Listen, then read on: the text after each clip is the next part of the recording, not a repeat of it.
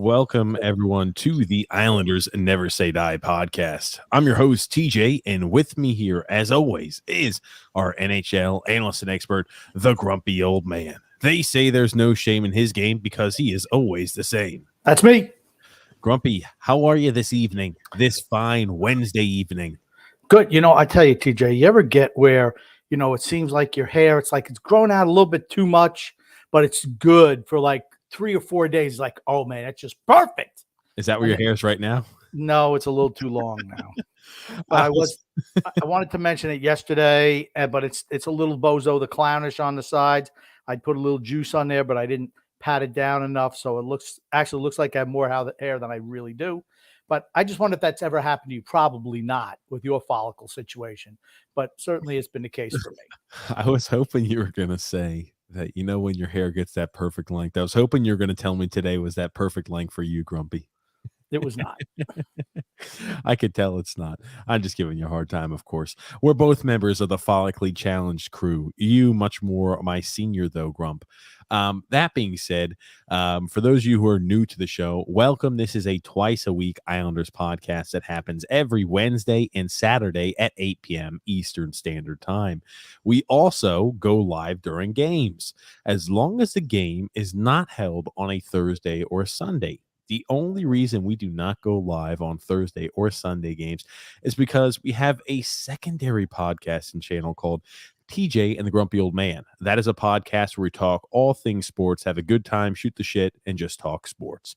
Now, that we go live every Thursday at 9 p.m. Eastern Standard Time and every single Sunday, 8 p.m. Eastern Standard Time. Tomorrow, ladies and gentlemen, we'll be covering the NFL draft live on Yes! The NFL draft. Who's not excited for the NFL draft? I am always pumped for the NFL draft. I was about to say, you and I both. And you could find that channel to make sure you don't miss out on that action. NFL draft action. You need to go ahead and find TJ and the Grumpy Old Man. It's in the link in the description below. Or you could go ahead and find it as a featured page on our YouTube channel right here where it says TJ and the Grumpy Old Man. And we need subscribers. Yes, again. So if you're new to the channel, make sure you subscribe on YouTube, like on Facebook, and follow on Twitter. But once you listen to it, you like automatic. Oh, I got it. I have to push the shiny red button that says subscribe. There it is. You have to do it. Absolutely, Grumpy. That's a good way to describe it. Oh, you want something, TJ? I listened to a little bit of our coverage of the game last night. I just happened to click on it, and I was like, you know what? That old guy's pretty damn funny. Shit. The bald guy's pretty useless, but the old guy's pretty good. Damn. I don't know what's worse, the fact that I think you're calling me old or Grumpy, because I'm not the stupid one. I never said you were stupid. What did you say? The old one and the stupid one, right? Yeah. Uh-huh. Yeah. I remember exactly what I said. I'm on top of that one, Grump. Yeah. Long story short, subscribe to TJ and the Grumpy Old Man. It's worth a listen. It really and is. Also the Islanders Never Say Die podcast. They're already listening, I would hope. Of course. Again, if you like the content. Also, another way to let us know you like the content is by leaving a thumbs up, hitting a little thumbs up, a little button. Again, they're all different all over different platforms, but you kind of know it's ubiquitous, thumbs up, heart, etc., blah, blah, blah. You know how it goes. True. The Islanders beat the Washington Capitals last night, Grumpy Old Man. Man, oh man, what a game it was. If you're a Capitals fan, don't you have to be disappointed? It's funny. We were talking because the Islanders won 4-1. And I thought we deserved that victory. Yes. Some guys have obviously checked out for us, which is beyond disappointing as far as I'm concerned. But Washington has something to play for. They're a point behind Pittsburgh. I don't know. Maybe they're 2 points. No, they're still a point behind Pittsburgh. You do have a game in hand, though. They have a game in hand, and they just came out like, we don't care. We're mailing it in too. I don't think they came out like that. I think they look sloppy. Right? Yeah. We had talked about it before. We talked about it on yesterday's show. I think Washington looks poised for a first-round exit. And here's the thing. If you leave and you get knocked out in the first round, Peter Laviolette has to be on the chopping block. He's got to be canned, no? Well, it depends on how they measure success. You measure success with Stanley Cups, Grump. Okay. Not every team measures success like that. They don't. Some teams measure success just by making the playoffs.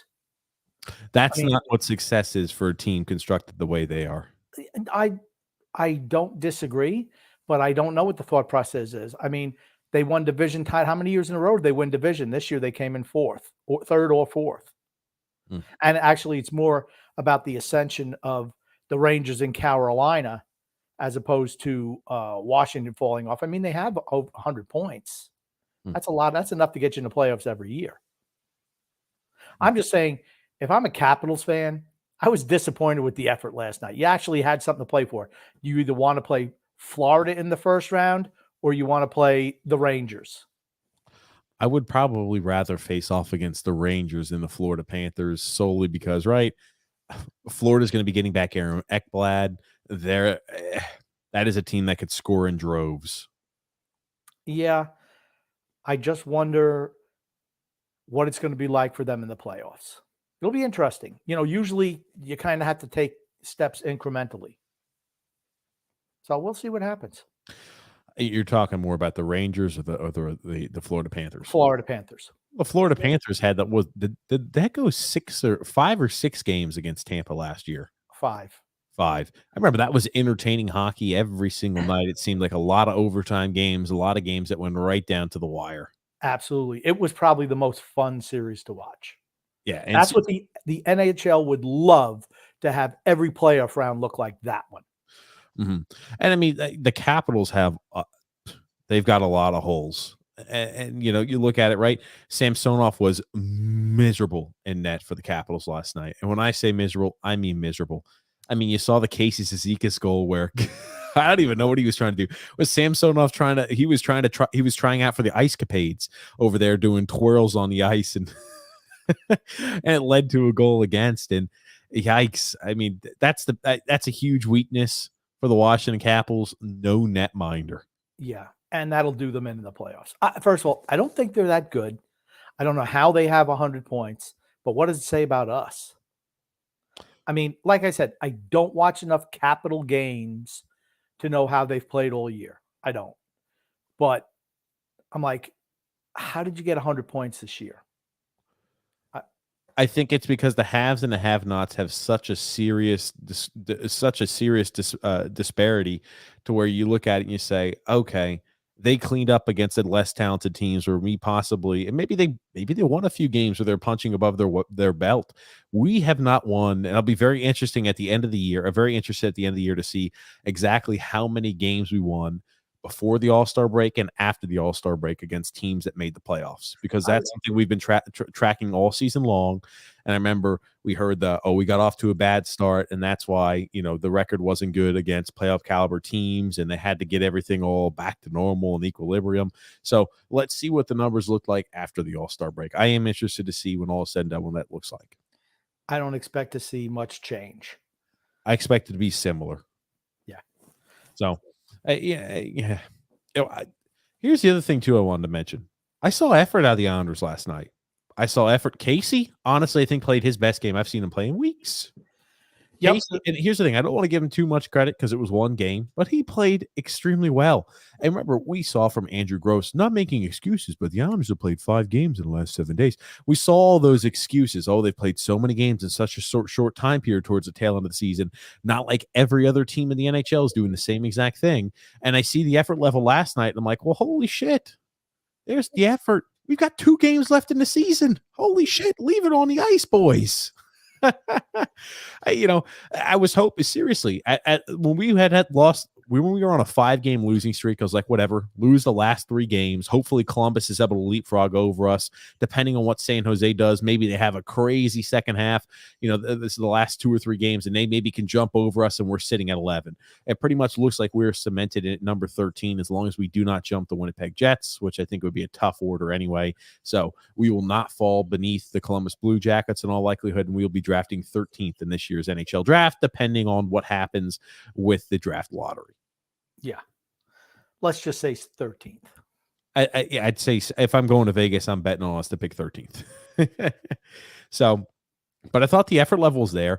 Sorokin's spectacular. I don't know how many more times you got to say that. How many how many more ways I can articulate. He's been spectacular this year. In the second half of the season, he's been marvelous. He kept us in the game in the second period yesterday. He made some tremendous saves, particularly when Washington was on the power play. It's just noticeable the difference in our goaltenders and other goalies around the league. There are some goaltenders who are just as good as Sorokin or right on that level. But, you look at Washington. List is short. The list is short. Yeah. You look at Washington, you look at Buffalo. I mean, just the teams, the Devils. I mean, it's noticeable that our goaltending is better. And that's good, right? I mean, you want to build your team from the back out. That's how you want to do it when you are in a rebuild. I always like to play the mental game of how would that team look? Because I think Sorokin, again, he's a top 5 netminder in the NHL. I don't think you'll see anybody argue that he is not a top 10 goalie in the NHL. Arguably, I think you could put him in the top 5. I put him there personally.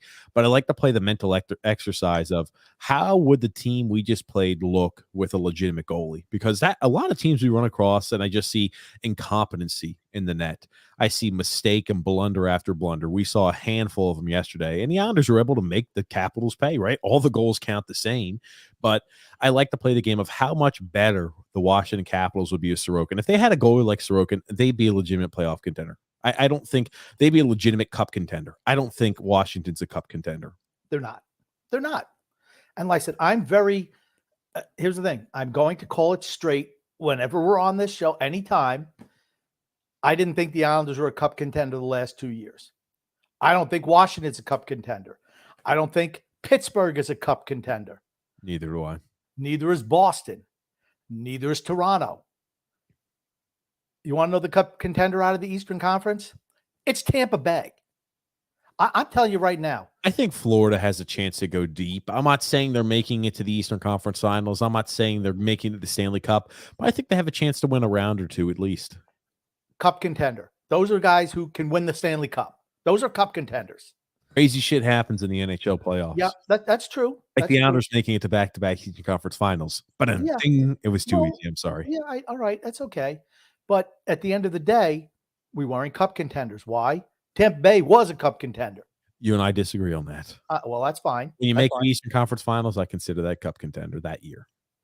I'm just telling you. Semantics. For me, Tampa Bay has upped their level of play in the last 2 weeks. I think Tampa Bay is fantastic. It's weird. You look at a team that looks very hot and looks really like they're firing on all cylinders heading into the playoffs, getting hot at the right time. Tampa is one of those teams. Do you remember what I said last year about Tampa? They remind me of the dynasty era Islanders. They were able to up their level when it needed to happen. And you're seeing them do it again this year with, I would say, a considerably weakened roster from what they had last year. They just know how to win. And that's what I mean. It's like, how many years were they winning President's trophies, dominating their division and getting knocked out in the first round because they didn't know how to win. That's where I think Florida is right now. And Carolina to a lesser extent, but Tampa knows how to win. And that goes a long way. It really does. The Eastern Conference, I think, is a way tougher conference than the Western Conference. No doubt in my mind. I don't know. I think that the competition in the West is going to be, for me, there's a couple of, which I would consider maybe possible contenders in the East. Maybe Florida, Carolina, Tampa. That's it. That's it. One of those 3 teams will be in the Stanley Cup Finals out of the East. Book it. And it's going to be Tampa, by the way. Book it, Grumpy says. Book it. Book him, Dano. Book him, Dano. You know what that's from? Book him, Dano? No, I don't. Hawaii 5-0. Thanks. I agree with you, Grump. I think those 3 teams, right? If I'm going to Vegas, I'm betting on one of those 3 teams to be making it into the finals of the Eastern Conference. And if you look at the West, Calgary, St. Louis, Colorado, I mean, they're all legit. Okay, I would extend it even further. That's what I mean. I think the East is, you look at the powerhouse. I think if you put some of these, could you imagine if you put the Florida Panthers out in the West or you put the Carolina Hurricanes out in the West? I think the West, you look at it, I think they're a little bit of a step below the East, Not saying that, oh, I'm guaranteeing an Eastern Conference team is going to win the cup. I think, out of that West, right, I see Colorado's a fantastic team. Minnesota's played well. I think it Yes. still might be a Yeah. little too early, a little too young for the nucleus. I think St. Louis, right, they've got the experience. They've got what it takes there to kind of take that next step. You got Calgary's right. I don't sleep on Edmonton. I know they've been hot as of late. Look at the way they've been playing. And again, the goals against average in the last 15 or 16 games has been considerably lower. I'm not saying they're winning the cup, but Edmonton's been a team that struggled. When's the last time Edmonton's made it out of the first round of the playoffs? It's been over a decade, hasn't it? 1990. No, I'm sure it was less. I don't know when last time they did. I know that they went to the finals when Chris Pronger was there, correct? Yeah, and they lost to Carolina. Yep. Okay. That was a wildly crazy hockey season that year, without a doubt. I think it was 2003 or I don't know, 7, 9. I don't know what the heck it was. It was crazy. Okay. I've got here the Edmonton Oilers haven't made it. Okay, they lost in the conference semifinals. They've made it past the first round of the playoffs once in the last 14 years. Yeah, it's not good. I was about to say, yeah, or I'm sorry, it's even, well, depending on what they do this year. They made it out in 2017 and won one playoff round, and other than that, they haven't won a playoff round since 2006. I just think that they have a chance to win a playoff round, maybe two. Don't be shocked if they sneak up on a few teams and play better than what you're expecting. I just think in the playoffs, you're going to see the clutching and grabbing return that's not going to get called. The little ticky-tack fouls that drive me insane are not going to get called. And when it gets that hurts McDavid and Leon Draisaitl. Absolutely. And the defenses are better. You're not playing the weak sisters of the poor every other night. So, that's going to hurt Edmonton. And I still don't believe in their goaltending and defense. Period. You're not all behind Koskinen, Grump? No. It's the same reason I'm not behind the Rangers. I mean, the Rangers could win a playoff round, but I can't see them beating Carolina or certainly not Tampa. All I'm going to say is this. You look at the last few games they've had. I've got to really go far back. So if we go, in the last month, today's April 27th, they beat Arizona Coyotes 6-1. They beat the Los Angeles Kings 4-3 in shootout. They beat the St. Louis Blues in overtime 6-5. They beat the Anaheim Ducks 6-1. The Sharks 2-1. They beat the Kings 3-2. They lost to the Colorado Avalanche 2-1 in shootout. They lost to the Minnesota Wild 5-1. They beat the Predators 4-0. They beat the Vegas Golden Knights 4-0. They beat the Stars 5-2. They then beat the Avalanche 6-3. They lost to the Blue Jackets 5-2, and then just recently beat the Penguins 5-1. I'm just saying they're playing pretty good hockey against some decent clubs. I could see them winning a round or two in the playoffs. Okay. I remember Tampa Bay winning the President's Trophy, being the dominant team and getting swept by Columbus. That was 3 years ago. Hold on. How does that equate to what I was saying? It's the same thing. You have to learn how to win. They don't know how to win yet. So when the games get tight and they go to overtime and a series is on the line, how are they going to perform? They've never been there before. So that's an adjustment period. It is. There's usually teams, they just don't come out of nowhere and win, like Chicago did one year, like the Kings did. Usually doesn't happen. You see a progression. And Edmonton, I think, is maybe on that progression. So I said I could see him winning a round or two. I'm not saying they're winning the cup. Maybe one round. Yeah, maybe one round. Round or two. I could see them punching above their weight class and surprising possibly a few teams that we had penciled in to move on to the next round. But just remember, the teams in the West are pretty good. Come play. Okay, here's the thing. Minnesota, tough team to play against. St. Louis, tough team to play against. Calgary, tough team to play against. St. Louis, a tougher team to play against in Minnesota. Yeah, but Calgary's a tough team. Yeah. Sutter's a great coach. Well, that's my point. When they have to play these tough teams in big games, in a playoff atmosphere, how are they going to perform? We don't know yet. Their defense is not very good. It just isn't. Okay, Grumpy. Well, hey, what can I say? Back to more Islanders hockey. Noah Dobson approaching and might be able to hit the 50-point mark this season. Needs 2 points. That's what that is. Is it weird that now we look for those weird little things to keep us enthralled about the game? Oh yeah, no, Dobson might hit 50 points. It's Woo! like 1990s, late 1990s Islander hockey all over again. 1990s, early 2000s. Rooting for individual achievements as opposed to team goals. That's where we're at. And looking forward to the draft. That's where we're at right now. Now, let me ask you this. We've gone through a little bit of what we thought of the season, and I'm sure we're going to take a deep dive into that when we have guests on in the offseason. But, Grump, let me ask you this. Going into next year, going into this offseason, right? Friday's the last game we play. What are the big key points of the offseason for you, Grump? What are things that we have to do in order to be a competitor? Okay. How competitive are we talking about? A team that makes playoffs? I'm talking a team that has a chance to win a cup, right? That's always the goal. Not happening. There's not going to be enough for us to do this offseason to make us a contender for the cup. What? Okay, let's play in your fantasy land of the Islanders. The cap doesn't matter, items don't matter. Let's assume, or I don't want to get it where it's so obviously ridiculous, but you think there's no chance they have a reasonable doubt or a reasonable chance to make be a cup contender. Correct. I just don't. I see us being another year older. We're going to have to acquire a top 4 left shot defenseman.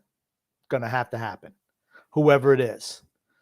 If you're looking at a guy like Chikrin, then you're going to have to subtract guys from a team. And it's not like Ara's going to say, let me take the trash off of your roster. It's not the way it's going to be. They're going to want younger players.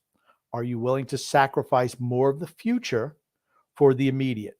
When honestly, this team is not good enough to win a Stanley Cup. Just look at the other teams in the league. How is the NHL played today? 2020 NHL. It's a game with team speed and youth. That's what the whole league's about. That's the way the rules are set up. Are we set up like that? No, we're not. We're one of the slowest teams in the league, and we are the oldest team in the league. That's a problem. If you subtracted Zdeno Chara and Andy Green, we wouldn't be the oldest team in the league, but we would that's certainly, again, a glaring issue on this team. If you say the age isn't an issue, I just think you're just being blindly optimistic. I think that there is, that definitely is a hindrance for the team and the ceiling that we have. I think this offseason we are going to make moves. I don't want to get my hopes up too much as to what we'll do because every year they let us down. They have cap space. Oh, we must re-sign Kyle Palmieri. We couldn't have possibly made a trade for a guy like Vladimir Tarasenko. We had to re-sign Kyle Palmieri. We couldn't trade away Kyle Palmieri, or we had to go ahead and we couldn't have traded for Vladimir Tarasenko. We had to re-sign Kyle Palmieri. How'd that turn out? It's not like an isolated incident like that. I'm just saying it was rumored that Tarasenko at the beginning of this year was unhappy looking to be moved. And I said, again, you got to be bold. I would hate to look back on this time period and say, well, holy crap, if we were bolder and able to add a true sniper, maybe we're looking at a different pitcher. Looking at in retrospect, I'm not sure it would have been much different this season. It probably wouldn't. But when you make a proclamation of Stanley Cup or bust, and your acquisitions are Zdeno Chara and Zach Parise, I guess you're looking at a bust. If you're going to be all in, you should be all in. We were not. We just ran the same unit back and added a third liner and a 45-year-old defenseman. And I'll say Zach Parise has played well this year. I've had no issues with Zach. Zach Parise has played really well. Yeah, for what he's getting paid, yes. But if you look at his actual number, he's a third liner. He's a good third liner, but really that's what he is. Yeah. We don't need more third liners. We need top 6 guys. We have top 6 players on our team masquerading as top 6 players. How do you get rid of them? You have to move them off. Once again, if you want to contend, you have to move some of the forward group out to bring in new, better players. Until you can do that, there's not much you can do to get better. You can't move Anders Lee, right? You keep telling me that. You can't move Kyle Palmieri. You can't move He's got that, I think, the modified or he's got the no move clause, and it becomes a modified no trade clause after next season. So for next year, again, he's on a complete no move, I believe. I mean, but the whole thing once again comes back to how you mismanage your own assets. I don't understand why we give every single player we sign here a no move / no trade clause. It doesn't make sense to me. It's not something that's handed out to average players in the NHL. Maybe they're handed out to guys like, your Connor McDavid's, your fantastic play. I don't even know if he's got a no move clause, but they're handed out to the top of the top. They're not handed out to guys who, hey, I'm a second line right winger for my career, and now I'm entering my 30s. Or, oh, I'm a guy who, I'm a top 9 forward, and I play a top 6 role for you. But realistically, on a real good team, I'm probably a third line guy. It's just we do a lot of that. We did that with Leo Komarov, I think, when he joined the Islanders. Yes, too, didn't we? You're giving a fourth liner a no trade clause. Why? There's no market for him. It wasn't like he took a discount to come here either. It's just something that we do very often. I couldn't explain the rationale behind it. If someone could say, oh, we give them no move clause and no trade clauses because it knocks off $250,000 off of every single one of their cap hits. Okay, I can understand that. But it doesn't look like, based off of the contracts we hand out, doesn't look like that's the case. Again, it's mismanagement of your own players. We overvalue our own players. What was the market? I'll ask it again. What was the real market for Anders Lee?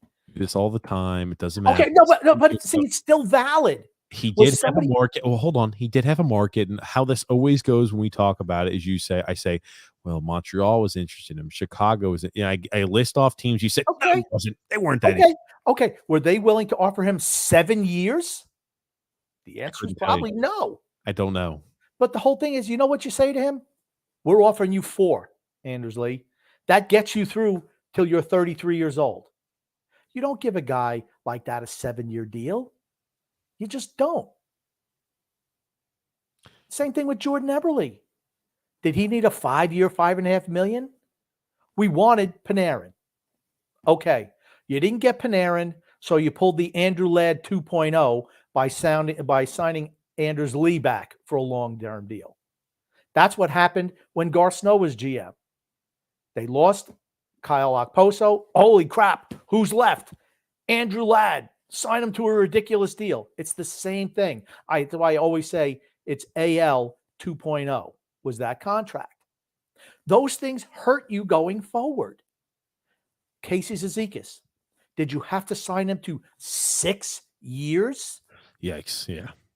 Kyle Palmieri, 30 years old. Did you have to sign him for 4 years?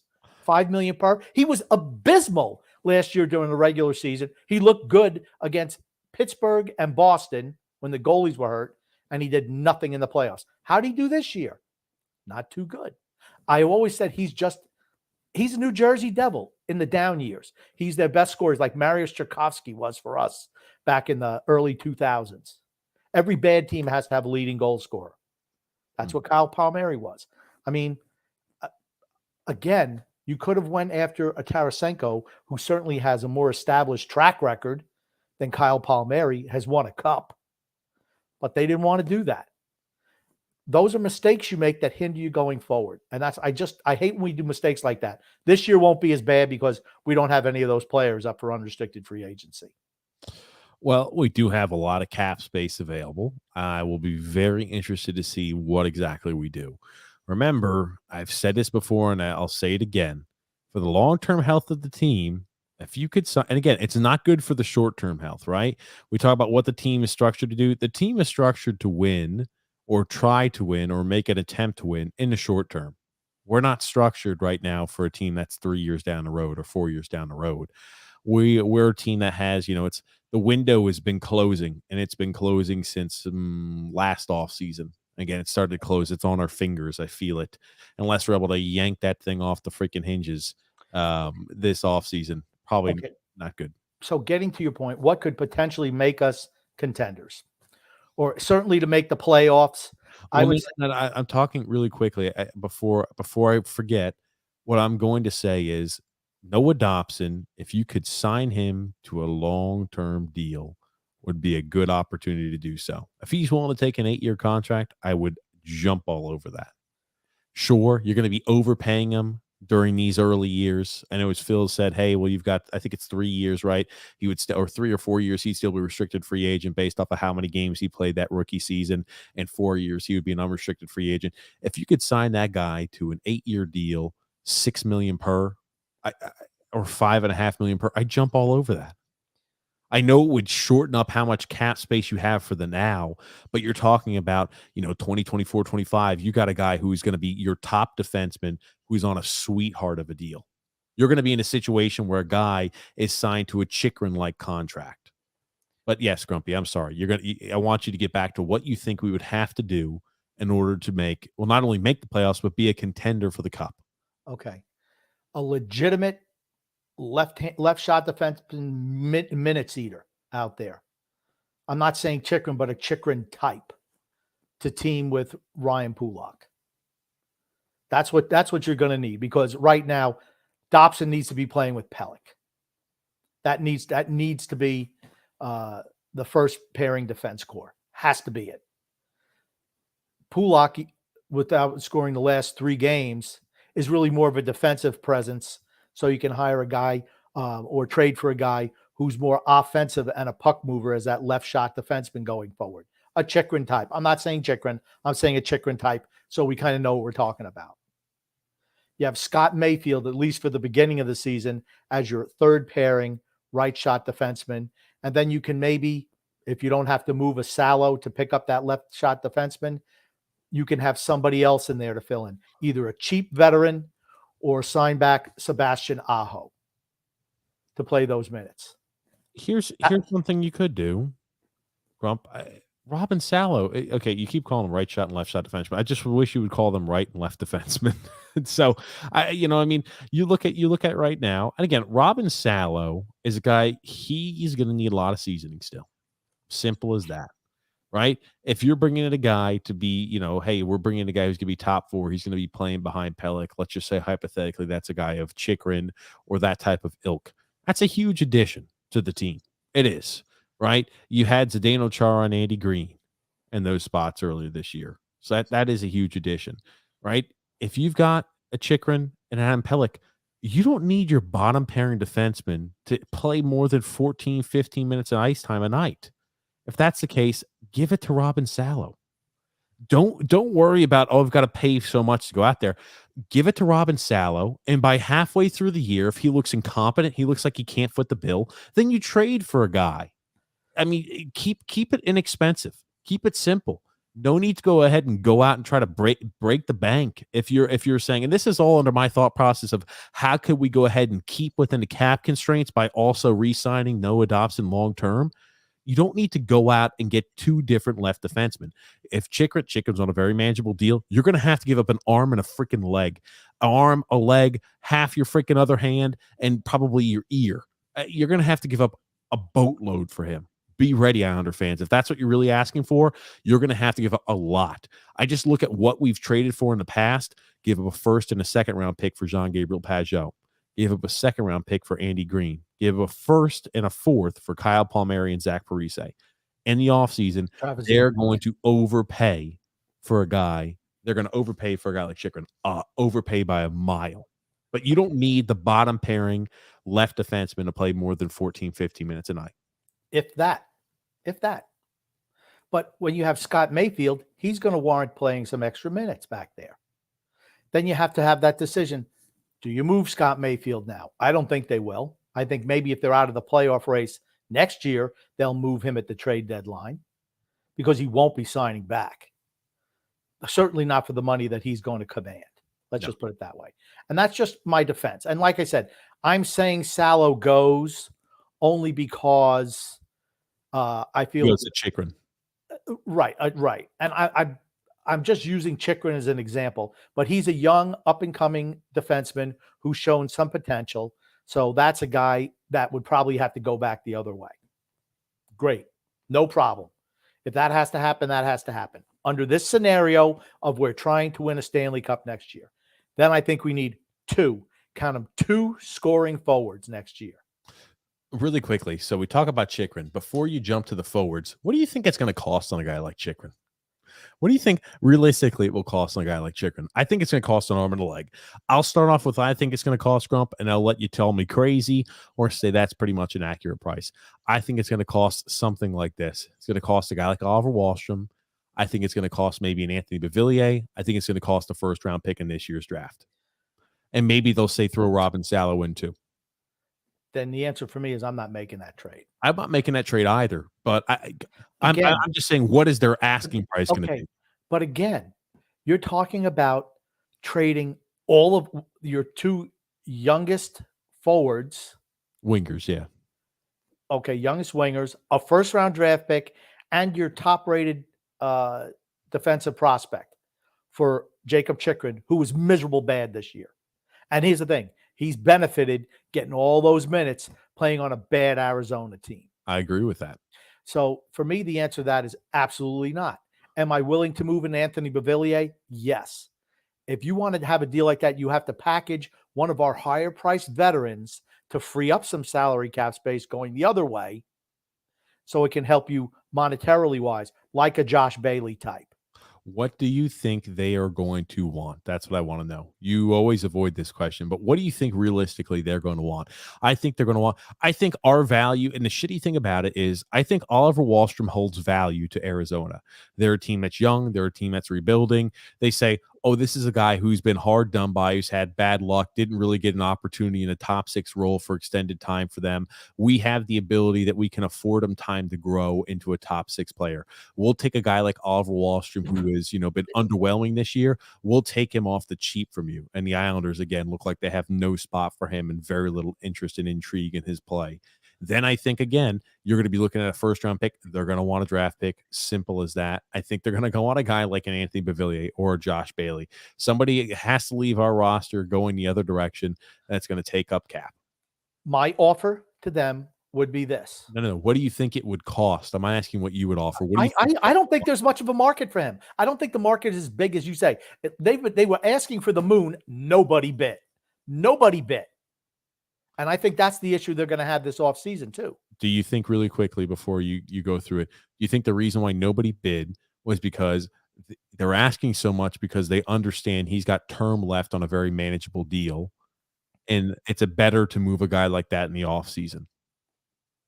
No, I think if they could have moved him at the deadline, they would have. Who's willing to give up that much at the trade deadline? Because if you're looking to acquire a guy like Jacob Chikrin, it's not like, oh, I'm looking to all of a sudden acquire him for a playoff push. That is, I'm looking to add strength to my team right now and long term. And you've got to be willing to part with prospects. You've got to be willing to part with picks. You're going to have to be willing to part with a lot of pieces. If you were in a position where you were a left shot defenseman away, whatever, left shot, that's why they're left defenseman. If you were willing to, if that was what you were, that's what you needed to potentially contend for a Stanley Cup, you don't mind moving some prospects and draft picks for somebody who's going to be there long term. Teams that are close to winning the cup don't usually have a wide prospect pool. They don't, because a lot of times they're trading away first and second round picks every year to win a cup. They don't have a lot of prospects to deal from, and their pick isn't going to be as high and valuable. So, they don't have as much value as Arizona's looking to have. How many young prospects do you think Boston has, or Tampa, to where they're frothing at the mouth saying, oh man, I'm salivating. This is a great opportunity. Their first round pick isn't one that's high. It's always in the late to mid 20s. It's not like that brings much back in return either. So, at the trade deadline, I think it was a hard ask to move a guy like that. If he was going to be moved, I think it had to be closer to this year's NHL draft. I'm sorry. All right, good luck, because I don't think he was so bad this year that I just don't think his market is as robust as you think it is. They can ask for whatever they want. This is what I would offer. Beauvillier, why?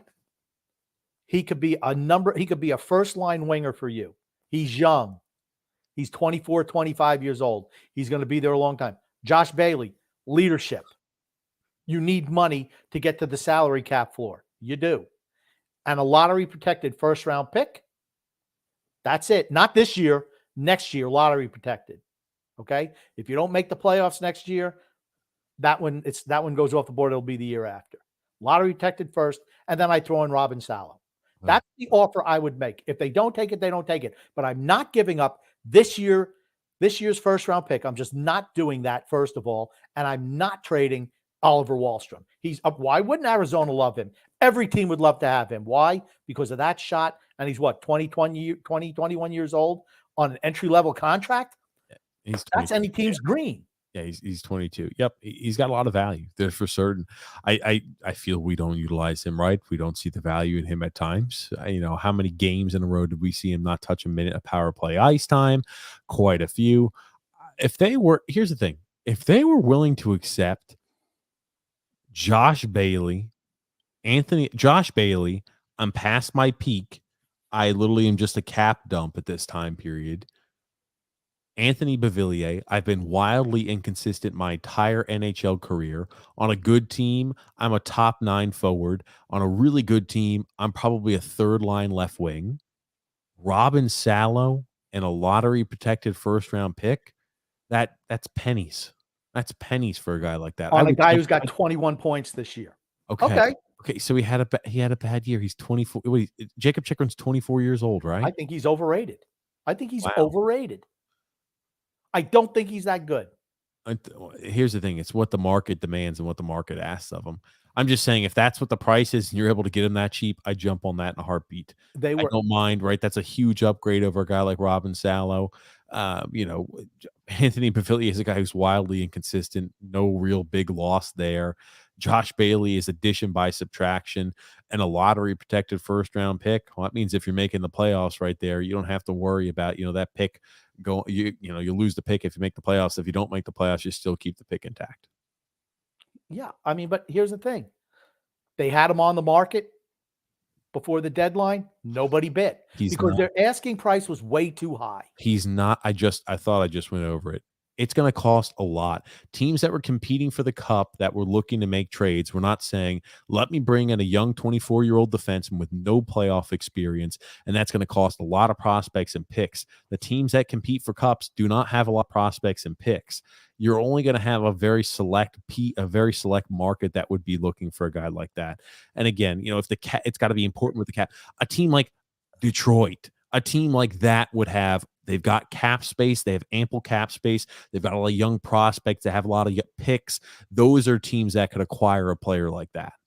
If the market is limited, you can't ask for the moon. You can get more if everybody's in. If Gretzky was up to be traded, guess what? You're going to get a lot for him because every team's in on it. If what you're saying is, well, none of these playoff teams would want him because they don't have this, they don't have that. Well, then the market is smaller for him. You can't demand as much. The market is what it is. The more teams that are in, the more that Arizona can get. The less teams, the less they can get. I don't even think he gets moved. He's cost controlled for the next 3 years, 4.5 per, and then he's going to leave. Who even knows if the NHL will even own the team by then? Here's the thing: in the next 2.5 years, I think Arizona should hopefully be, a better team. I'm not saying a great team, but you'd like to think they wouldn't be drafting in the top 10 2 years from now, right? Then wouldn't you want to keep Chikrin on your roster as a guy who's going to be, 26, 27 years old to lead that young defense corps? The only thing that would make me say no, you have to move him if he's cancerous in the locker room. And his vision is he wants to compete for some sort of, Stanley Cup, and your team is so far away where it negatively impacts the locker room. Have you heard that about Chikrin? I haven't. I'm saying, when would I move him for sure? That would be a scenario where I would. I don't follow the Arizona Coyotes. I have no idea what's important to them. A lot of players and a lot of professionals don't like saying, oh, I wanted to play for the Islanders back in the early 2000s, where we were scrapping together only a handful of wins every year, and year in and year out, we're drafted in the top 10. Most players, most professionals don't like that environment. And that's why you don't get anybody on those teams, and that's why they're losers. That's so. I mean, that's how I said, when would you move him? If he's a guy who really doesn't like the fact that the team is not competitive. Okay, but who knows? I don't think that's the case now. You asked me when would a situation be moved. I Okay, just but gave it. maybe I he grant loves. you, I Maybe don't he think loves. Maybe he loves the Arizona winters. Maybe he loves the weather out there. that's correct. I have no idea, but you also don't know. Right. So I'm going to say that until it's a problem, it's not a problem. The question was, when would you move a guy? Why would you move a guy like him? I All I wouldn't. was doing was entertaining the reason why you would, and you I said, "Well, wouldn't. he's not doing that." I wouldn't. They're a team that needs to get to the salary cap floor every single year. They're trading for dollars because the actual money that they spent isn't even close to getting the salary cap floor. Not even close. So you think they should offload guys who make $4.5 million a year? That's why I'm saying you give them a Bavillier who makes $4 and change, and a Bailey that helps them get to the floor. It gives them leadership. It gives them a young forward, and then a Listen. lottery protected first. Okay, take a breath. They would rather trade for a guy who's in the process of retiring or a terrible contract on a team. It's like a Patrick Marleau. They would rather trade for a guy like him for one season to absorb his cap hit and pay him pennies on what his actual cap hit is. A guy who's making, let's say, $7 or $8 million and only getting paid 3 or 4. They'd love to gobble somebody up like that. Remember when the Islanders gave up, was it a second or a third round pick for Tim Thomas's contract? That's what you're looking at. That's the type of state the Arizona Coyotes are in at the moment. Yeah, that was moronic cap management.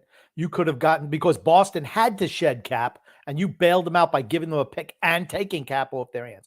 That's the type of management we used to have. Okay? You wonder why we never won anything. That's why, when you make dumb moves like that. I mean, here's the thing. Like I said, that would be my offer. If they don't take it, I just move on. There are a lot of other defensemen out there. You can get another left shot defenseman. You can. I mean, you don't have to be married to that guy. You need somebody who can eat minutes. That's a lot to give up for a guy who played for a bad team. He's never won anything. Okay. Erik Karlsson never won anything before when he was in Ottawa, and look what he got We traded. got to the Stanley Cup Finals when he was there. Never won anything. Again, maybe a Norris Trophy. Personally, well, that's not winning anything. He won a Norris Trophy. Come on, relax. Huh? What are you talking about? He's Again, never you won keep on anything. bringing up Erik Karlsson. This kid couldn't hold Erik Karlsson's jock strap when Karlsson was in his prime. Not even at all. Karlsson is in his prime at 26, 27 years old. How old is Jacob Chikrin? I guarantee you, Thank you Jacob so very much. Chikrin's not going to have 90 points in a season and contend for a Norris Trophy. Erik Karlsson never had 90 points in a season. That's cute. Roman Josi did. He was the first defenseman to do so since 1994. So he had 88. He had 88 points. Was it? I think it was 83 or 84. Is it 88? It was 88. It doesn't matter. This kid is not Erik Karlsson. Jacob Chikrin is not Erik Karlsson. He was a shitty defenseman. Why don't you tell us how Anders Lee is Patrick Kane again? Dude, you're pathetic. Why When don't you you do go that, to you're that pathetic. Anytime I press you on That's a your old standby. that Because pathetic bullshit. It's sad. It's sad and pathetic. You make these ridiculous claims. You're trying to compare Jacob Chikrin to prime Erik Karlsson, who won a Norris and got to the Stanley Cup Finals. You want to compare him to him? A point of game player. He was a point of game player in his prime, right? He was a point of game player. He was 25 years old in 2015-16 season. A point of game player. Okay. Erik Karlsson's an offensive minded defenseman. I'd argue he's better defensively than Erik Karlsson was. Erik Karlsson blows defensively. He's miserable. He's atrocious on the defensive side of the puck. Absolutely miserable. What's Chikrin? The only thing that had any sort of saving, redeeming value for him was unbelievably offensively talented. I'm just saying a guy like Jacob Chikrin has offensive ability. And here's the other thing. Jacob Chikrin was on a cheaper contract now at this time period than Erik Karlsson was when he was moved. All I'm saying is they're guys of the same ilk. Offensive-minded defensemen who are quick skaters, and defensive side of the puck, they struggle a bit. That's how I'm comparing them. I'm not saying Erik Karlsson and Jacob Chikrin are at the same talent level. They're not. Erik Karlsson in his prime was better than Jacob Chikrin. Jacob Chikrin's on a cheaper contract than Erik Karlsson was when he was moved, though, too. That also has to be added in. But Erik Karlsson wasn't moved till he was how old? He signed that contract when he went to San Jose. That's when he signed that contract. I'll have to pull it up. He was moved when he was 27 years old. I'd say probably not, but I'll pull it up. Jacob Chikrin, minus 20. Okay, maybe you think that is good. That's good defensively. Erik Karlsson minus 30, minus 15, minus 25. His last year in Ottawa, minus 25, Erik Karlsson. Okay, they both suck on defense. That's my point. Okay. They're both not great on defense. I don't understand why you're comparing. I know your hatred for Erik Karlsson. It's well documented on this show. You hate Erik Karlsson. 35 points this year. Fantastic. Jacob Chychrun is not even close to the talent level of Erik Karlsson. Offensively, you're right. Offensively, you're right. That's defensively either. Maybe you forgot some of those woeful mistakes that he would always commit. He committed them in Ottawa. He committed them in San Jose. Let me ask you this. Do you find it oddly coincidental ever since San Jose traded for him, San Jose's been straight to the shitter? Do you find that coincidental? Because they locked themselves to an asset that plays zero defense to a huge cap hit, and it sunk the rest of their team. The reason why San Jose went in the tank because they signed all those veterans to long-term freaking deals. Yep. That's why they're in the boat they're in. They were a veteran-laden team. Not because of Erik Karlsson, because of all the other guys as well. It was a cumulative effect like we're seeing on this team right now. Erik Karlsson had more talent. I don't disagree, but Erik Karlsson didn't help that. He did not help that equation. He didn't. I mean, didn't they get to a Stanley Cup final with Erik Karlsson? Was it the Eastern Conference Finals or a Stanley Cup? Was it not a Western Conference final when San Jose made it? Wasn't Erik Karlsson there? San Jose played in the finals? I got to pull that up. Was it 20? Was that the year I'm trying to remember the year they traded for Evander Kane. That was the year that they made it to that was the year I think they made it to the Western Conference Finals. They traded for Evander Kane at the time period who was the problem child. Let me see. I'll pull it up for us. I mean, they were in the Stanley Cup Finals one year. They lost in the conference finals to St. Louis the year St. Louis won, and then after that they haven't made the playoffs. Okay. So the one year his first year there, 28 years old, he helped them get to a Western Conference Finals. I think that was the year he got hurt and popped his Achilles, if I recall correctly. And that was the end of him. He's never been the same player. Never been the same player after that Achilles injury. Without a doubt. Never been the same. But before that, you could never question his ability. You just couldn't. He was really, really good. That's correct. Offensively, that's correct. He was good enough defensively, too. He was good enough. Not a great defensive defenseman, but guess what? That's why you team him with a guy who's really rock solid back there. He teamed him with Brett Burns. And here's the thing. How'd that pan out? Brett Burns is the same type of guy as he is. Oh, that's why they never played together. They couldn't even play together on the power play because two of them did the same thing. Oh, stop. All I'm saying is they have similar game styles. Offensive heavy, lack on the defensive side of the puck. Erik Karlsson, when traded, I'll pull up his contract. It was a lot worse than what Jacob Chychrun's contract is currently. Contract and how much you're going to tie a team down is important. I don't care. He's not that good. Bottom line is he's not that good a player. This exercise was, what do we need to potentially get to have a mythical Stanley Cup run? Because that's what it is, a myth. You need a left shot defenseman who can play big minutes. Big minutes. And you need two forwards. That's what you need. Two offensive-minded forwards. How is that going to fly with Barry Trotz? No idea, because he doesn't believe in playing offense. That's a whole nother problem. Maybe the first thing you need to do is get rid of the coach.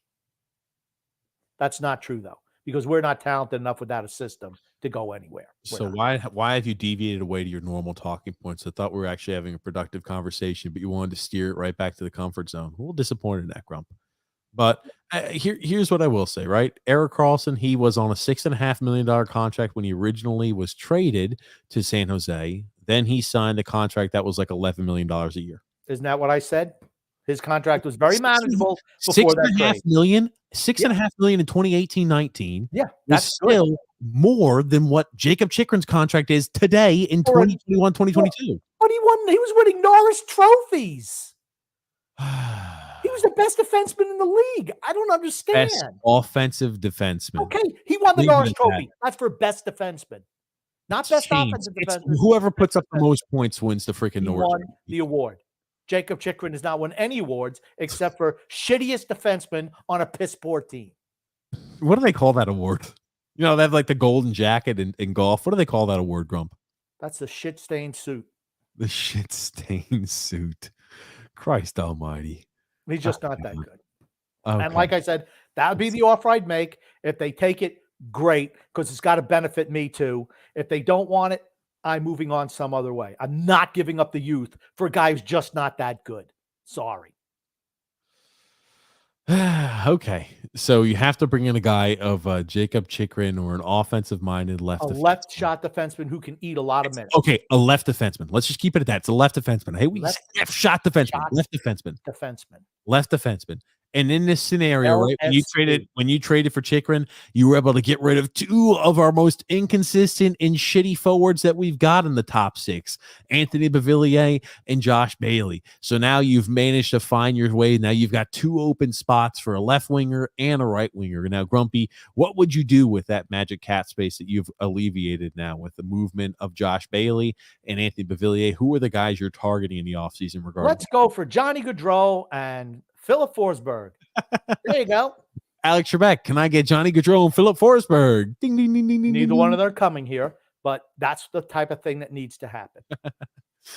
I think you already know they're not going to sign a free agent just by what they're spouting on television every single telecast. It's Lou says there's going to be hockey trades. Well, if there's going to be hockey trades, you know what that means? There's not going to be free agent signings.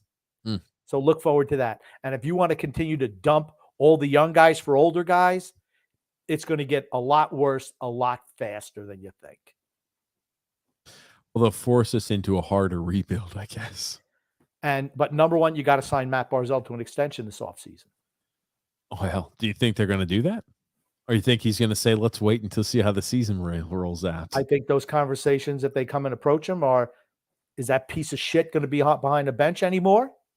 And if they said, no, next year is going to be his last year, okay, I'll sign. I want that in my contract. He's gone. What I worry about is they try to bridge his ass again. For 1 year? You're really screwed. No. I mean, maybe they signs a 3 or 4 year deal. Maybe Why would he do that? Why would he do that? It gives him the ability to leave if he wants to leave. He can leave after 1 year anyway. If they offered you, let me ask you this: he's making, what is it, $7 million now? $7 million. If they came up and said, "Hey, you haven't played great the last 2 seasons or since whenever you resigned," that's the way I'd approach that. Hold on, that's exactly the way I'd approach. I'm speaking bluntly. Obviously, I'm not having a negotiator's tongue when I'm talking to you, grumpy old man.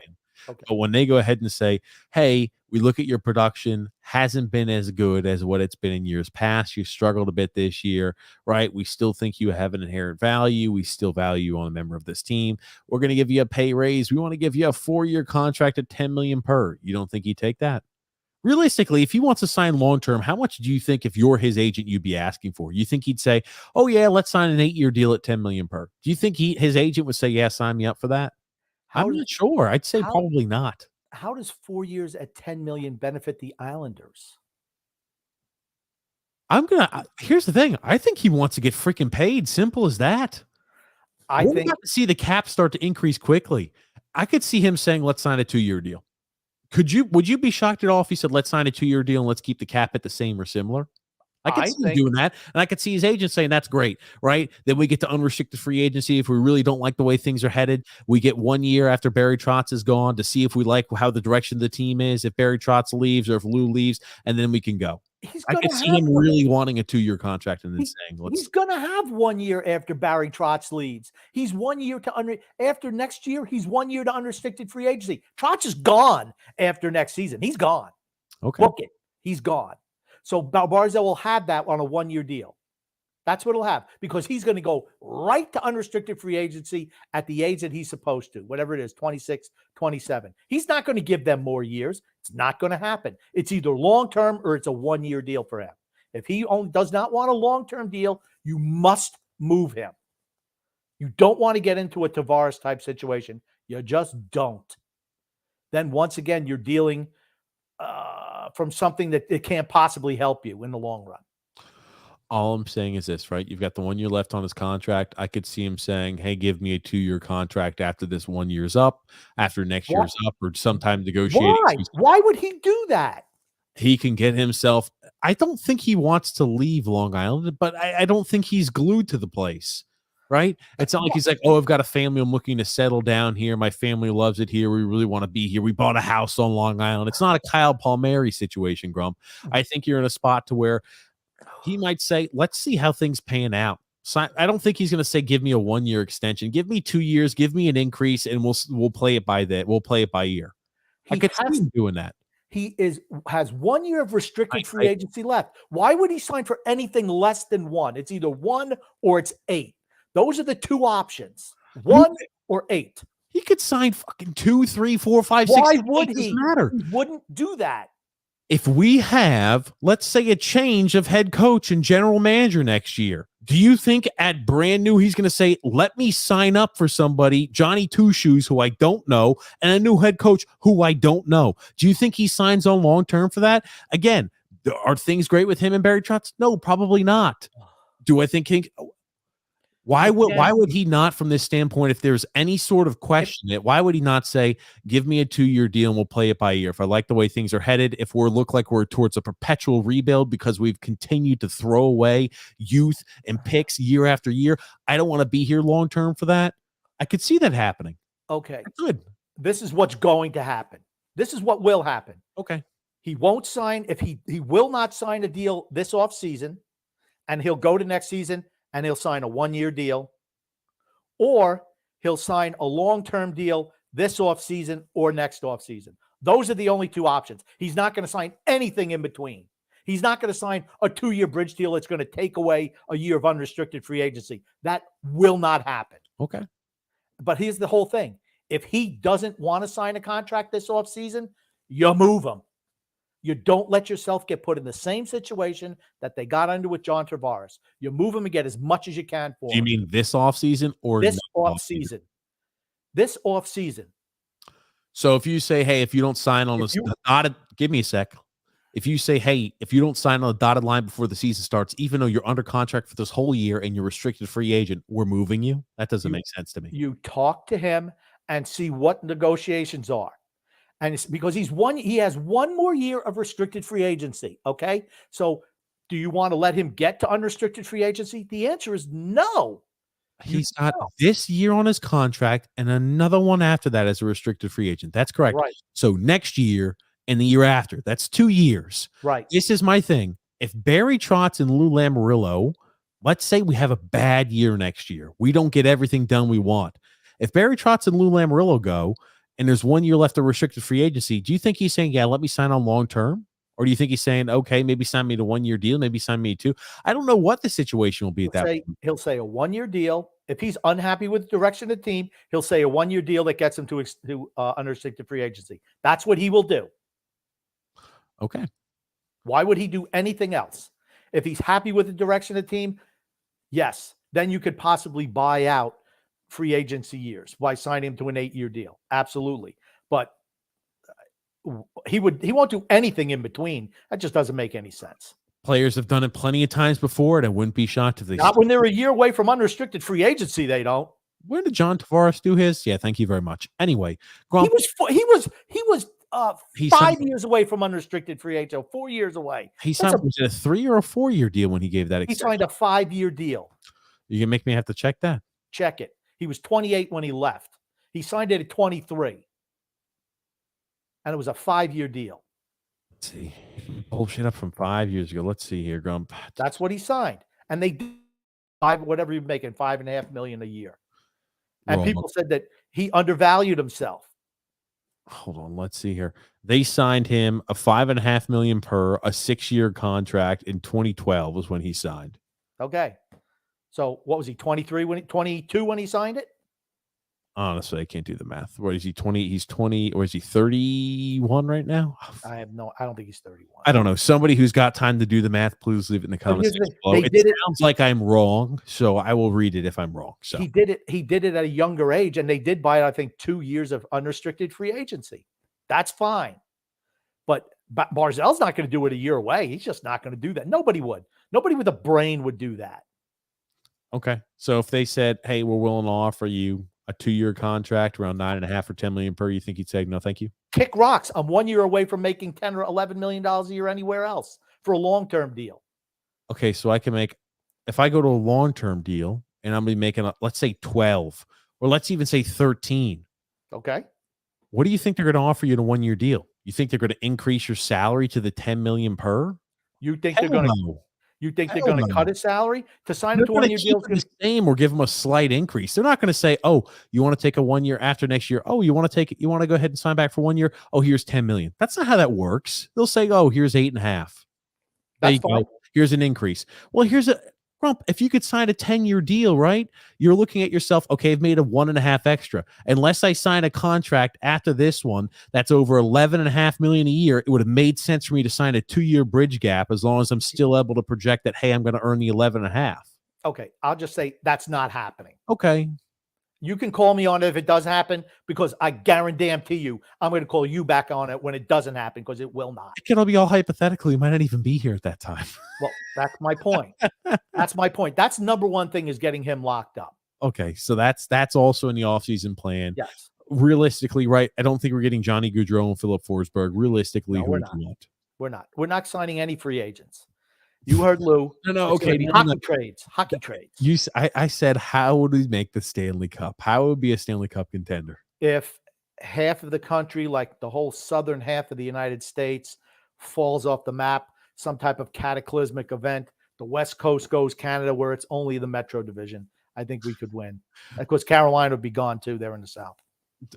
Oh, only the Metro division. So just like the original 6 teams. And as those teams are drowning, or as those teams in the South are disappearing, we were able to annex all the players from the Tampa Bay Lightning, the Florida Panthers, and the Hurricanes, right, Grump? Yeah. So long story short, we're not contending next year. We've just, to me, you've seen the level of the haves and the have-nots. We're in the have-nots category right now, and there's so much room that needs to be made up. I just think it's just really, really tough. That's all. Really tough. The have-nots are going to get better for the most part. The have-nots are going to be closing that gap next year, I feel like. I'm just talking about us. We're a have-not. I'm talking about the entire division, the entire conference, because, right, if you've got the teams below you that are getting better and the teams teams above you might be dropping a bit, it's going to be a more competitive division, Grump. It's not going to be as much the haves and the have-nots. Okay, we'll see. Why do you always say that? What do you mean you'll see? It's pretty much exactly what you're saying. Okay. I'm just saying that, when the season started, I only missed on one of the playoff teams. Just one. In my preseason predictions, I missed on one. Your preseason predictions were shit. And it was one of the worst misses you could have possibly had. It was bad. It was awful. It was awful. Yeah. Christ almighty. Awful. But the Atlantic Division isn't getting weaker anytime soon. I had the Rangers at 5. I thought the Rangers are going to be on the cusp. I thought we were going to finish 3rd, and I thought Pittsburgh would be below us, or maybe it was. I think Pittsburgh was below us. I thought that Carolina, or maybe I had Carolina falling. But honestly, I can't remember what the hell I predicted. I got my envelope. My envelope's right over there. Just waiting for Saturday. Just waiting for Saturday. Oh, good gracious, good gracious. Yes, we will be covering the game live on Friday evening. That will be our last game of the season against the Tampa Bay Lightning. Last game. The celebration of the season being over. Woohoo! Celebrate bad times. But yes. there have been some bright spots this year. The younger players. Some of the younger players have been big disappointments, though, too. Well, they weren't given a legit shot. I think another person who's been a big disappointment, whether it's his fault or not, Matt Barzal. Yeah, well, that's another thing. If you go in and offer, let's offer you a 2-year deal. Your numbers weren't as good. He's like, look at the piece of shit who stands behind me on the bench. You want to know why my numbers are the way they are? Just look behind me. That's why they're the way they are. You saddled me with Leo Komarov for 50 games last year, including the playoffs. You go ahead and say something like that to a player. You want him to never even talk to you again? No. I'll just, whatever the minimum offer I'm going to take that year, I'll take that. I'm gone. They'll find a couth way to say it, and they'll ornament it to where it's like, oh yes, they'll say in such an ornate way. The production we've seen on the ice, we've seen you grow as a player, but we still think you've got more to go. Because his agent just got out of agent school next year. Right. Okay. Yes, there it is, Grumpy. He's got a brand new agent. Yeah. That shit don't fly with today's player. It just doesn't. Reggie Jackson told a story once where, Reggie had a pretty good year. I think did he win league MVP? He might have won league MVP. And Charlie Finley come and he's like, well, Reggie thought I should get a raise for this or something like that. Well, you had more home runs and more RBIs, but your average was down way down. And you know what? We didn't go as far in the playoffs this year. You had a whole lot more strikeouts. And he said, by the time Charlie finished talking to me, I thought I was lucky to get the same money I got the year before. That's why players don't get involved in those negotiations anymore, because the agents don't give two shits what the owners say. Uh-huh. Absolutely. Well, here's the thing. The agent knows the actual value of the player and says, right. yeah, they know how to negotiate in a bargain where the player is not very, the player is very skilled at playing. That's where they make their bread and butter, not negotiating. Ugh. And if Matt Barzal ever hits unrestricted free agency, this is what the pundits are going to be saying. Well, that's for certain. John Tavares 2.0.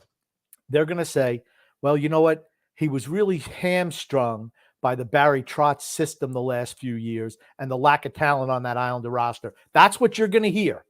So they're expecting a big bounce back. And that's what other teams are going to look at too. They're going to say, look at who he was saddled with on his wings all those years. It would be like when they always used to say when originally John Tavares went to Toronto, they're like, oh my God, John Tavares is wasting his career away with the Islanders. I know the Islanders have had success, but they'll say he was wasting his career away. He played with line mates like Leo Komarov, and he'll just go down the list. I mean, Josh Bailey, Anders Lee.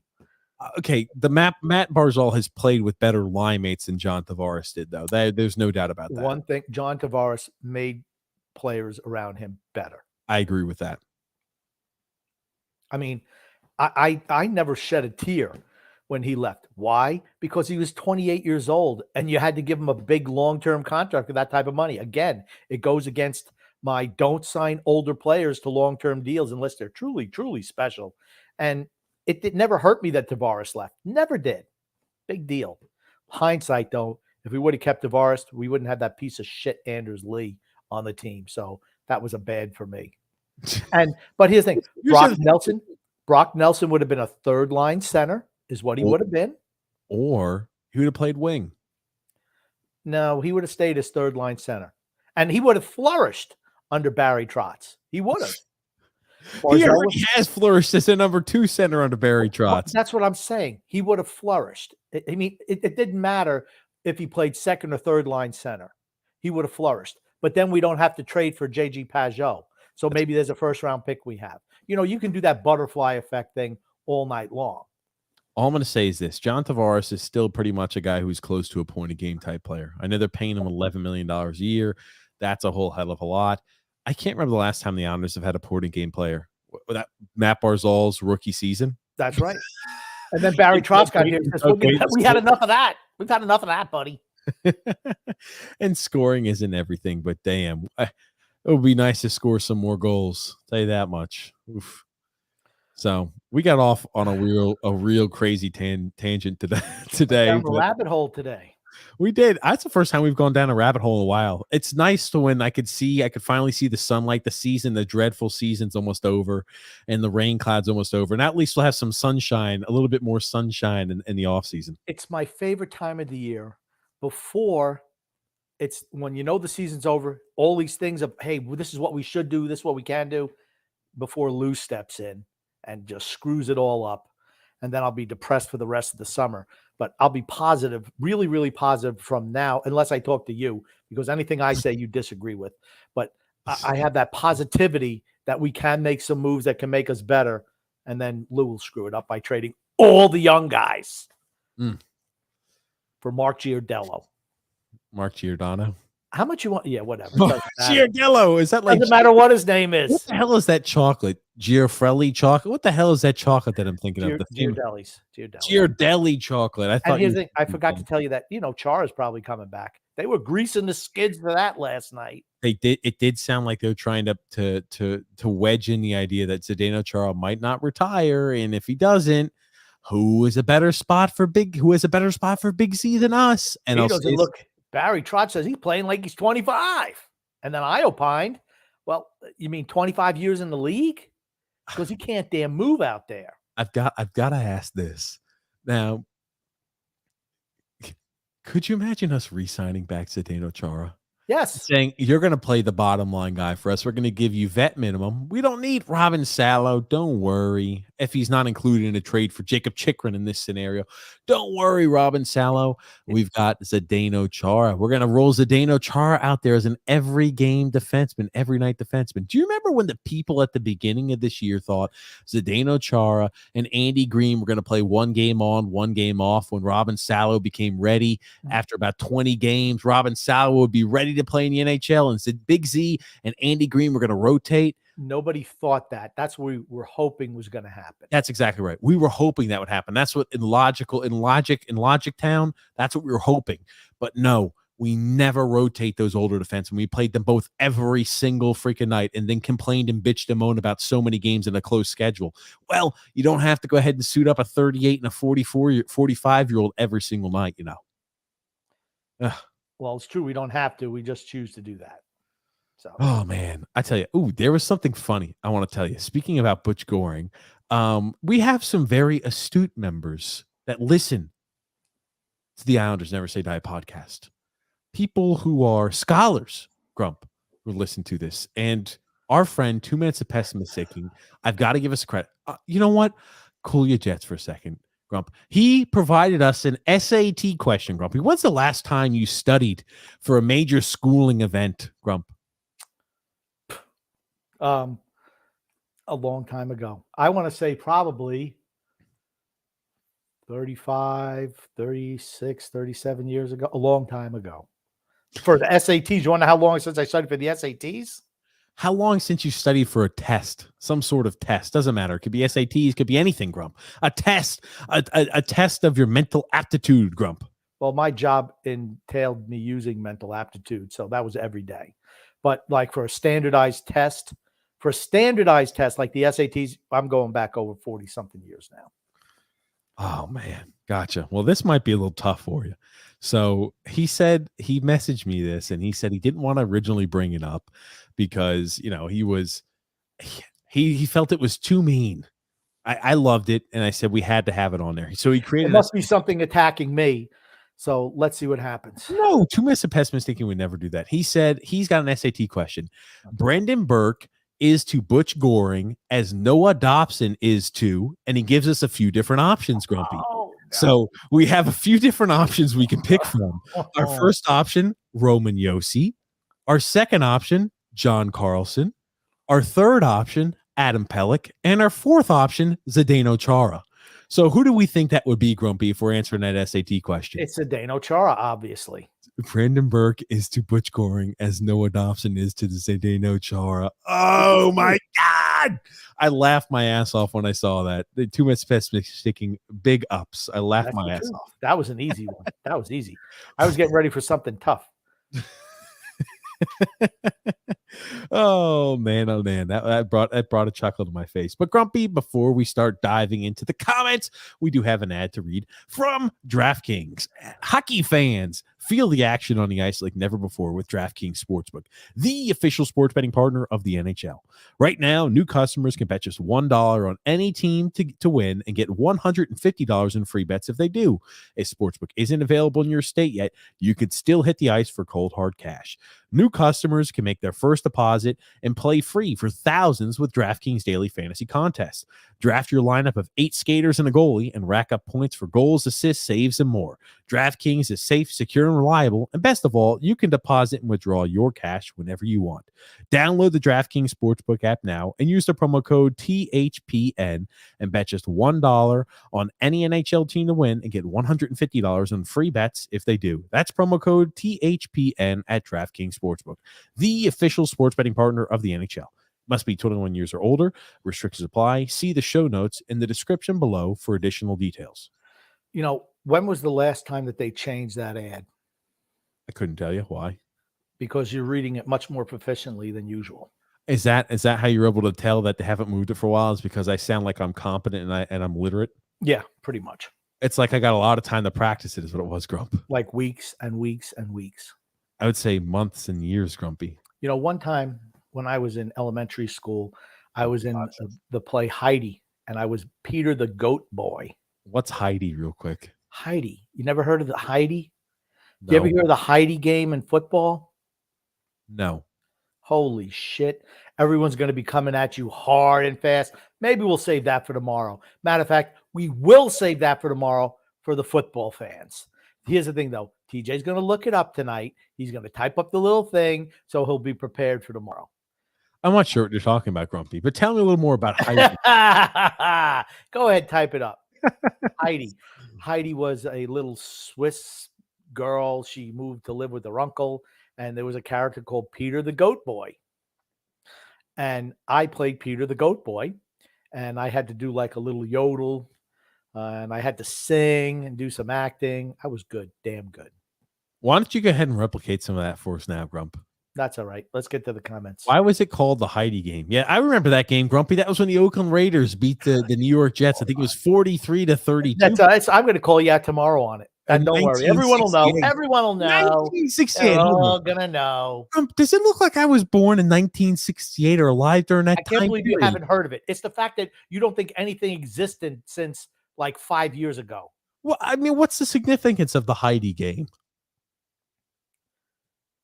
You know how NFL games, when they run past? Oh, is this when they cut it off for 60 minutes or some bullshit? For the freaking Heidi show, not for 60 minutes. For Heidi. What do you think it's called the Heidi game? Not so they cut it off for 60 minutes. Oh, shit. Where are the comments on? Just attack him. Go at him. Just attack him.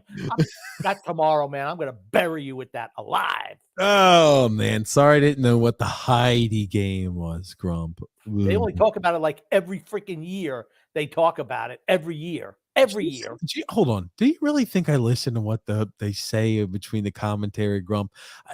Come on. A lot of those guys. You think I can listen to Chris Collinsworth and Troy Aikman for hours on end? Just get to the comments. You're embarrassing yourself now. You're embarrassing yourself. The more you embarrass yourself. Nick D said, "Who's late today?" Yes. Grumpy was. Yeah. Right. Yeah. Okay. Hodaz says, "Not us, Nick. Look at that. Hodaz back from wherever he was." Drew L says, "It's Adam Pellick. He was the one running late." Holy shit. Hold on a second. Drew L called my ass Adam Pellick because he called me Drew. I'm coming at your ass now, Drew. I almost forgot that callback, Drew, but credit to you. Now I remember. Matthew S. said, "Good evening, gentlemen. What's up, Matthew S.?" Frank K. saying, "Only 2 more games. Sad season, Grumpy." True. What the hell was that you were doing here? Drinking my freaking protein drink. Is that okay? What the hell was that noise? What's that? Why don't you go look up the Heidi game again? Why don't you look up the alphabet? Maybe you can learn that by tomorrow. It's going to take me a while, Grump. Nick D said, "Let's talk about who will replace Barry if Lou has some testicles." Nothing. It's not even worth entertaining. He's not getting replaced this offseason. He should, but he's not. Mm-hmm. Oh, my gosh. Yeah. I tell you. And honestly, it's not a critique of Barry's coaching. He's got this team as far as they can go. When that happens, you got new blood. Sometimes a new change and a new voice does wonders for the team. I'm not saying it always does. Sometimes it does, though. It won't for this team. That's correct. I agree with that. But, for other teams, you do get that bump, but not for this team. It's an old veteran team.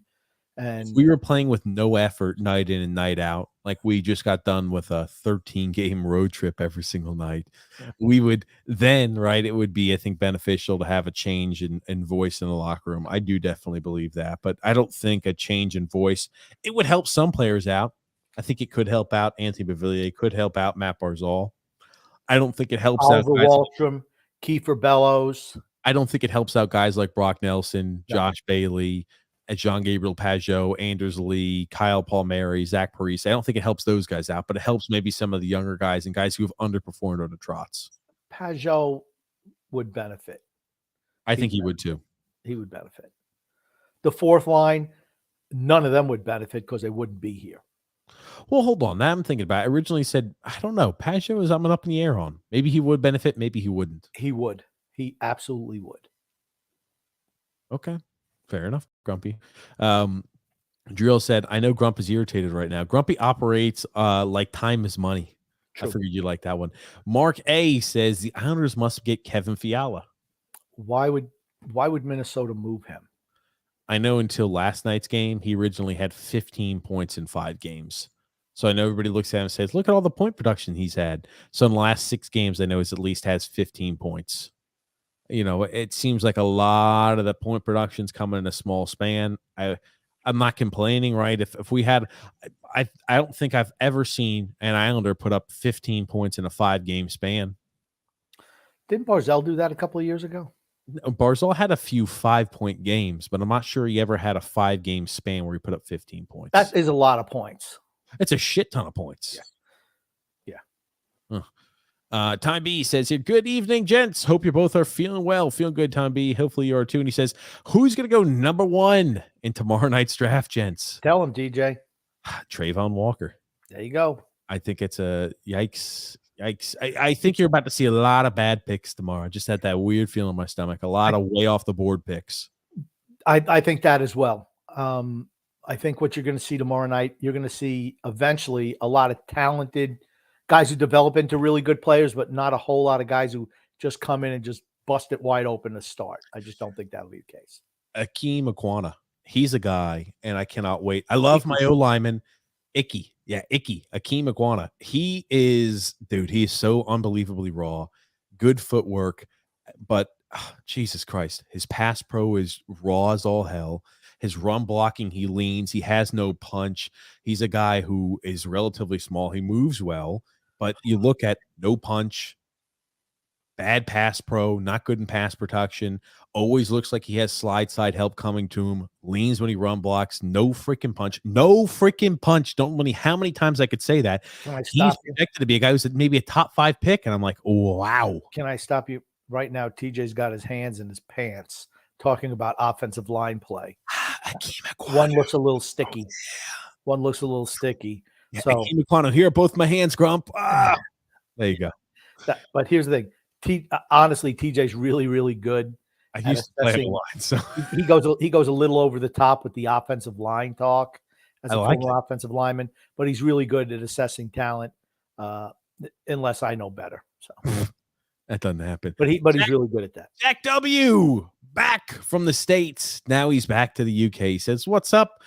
I was at the Rangers game last Thursday, now back in gloomy England. Go catch a soccer game for me. Liverpool. Go catch a football game for me, Jack. Man City beat Real yesterday. Should have beat them way more than they did. And Liverpool easily handled Villarreal. We knew that. Liverpool's the best. Liverpool's going to win Champions League this year. Cheer on Chelsea over Everton. Go ahead. I don't know where you are, Jack, but go ahead and travel to Everton and cheer on Chelsea. Cheer on the Blues.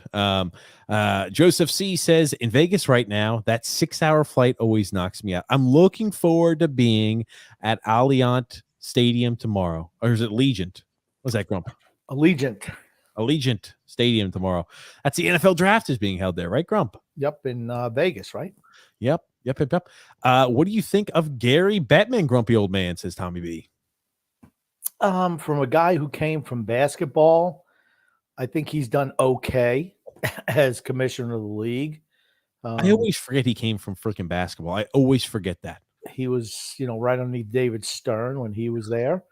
I mean, here's the thing. Since I don't think about him a whole lot, I guess he's done okay. Usually commissioners, if you hear their names a lot, it means they're probably screwing up somehow. Yep. I was about to say, the less you hear of them, the better. That's for certain. Capitals need a goalie badly, says Tommy B, for certain. True. Grump is looking great tonight. Great T-shirt, Grump. There you go. Got this shirt from John right here. Auburn Tigers, go War Eagles. He says he'll send you a Met shirt, Grump. I'll take it. I take anything somebody sends me, and I wear it proudly on the show. There it is. Brett W says Florida still won't beat Tampa in the playoffs. Tampa beat them at their own game the other day. Tampa's ready to roll. Mm-hmm. I mean, like I said, they remind me of the Dynasty Islanders. They really do.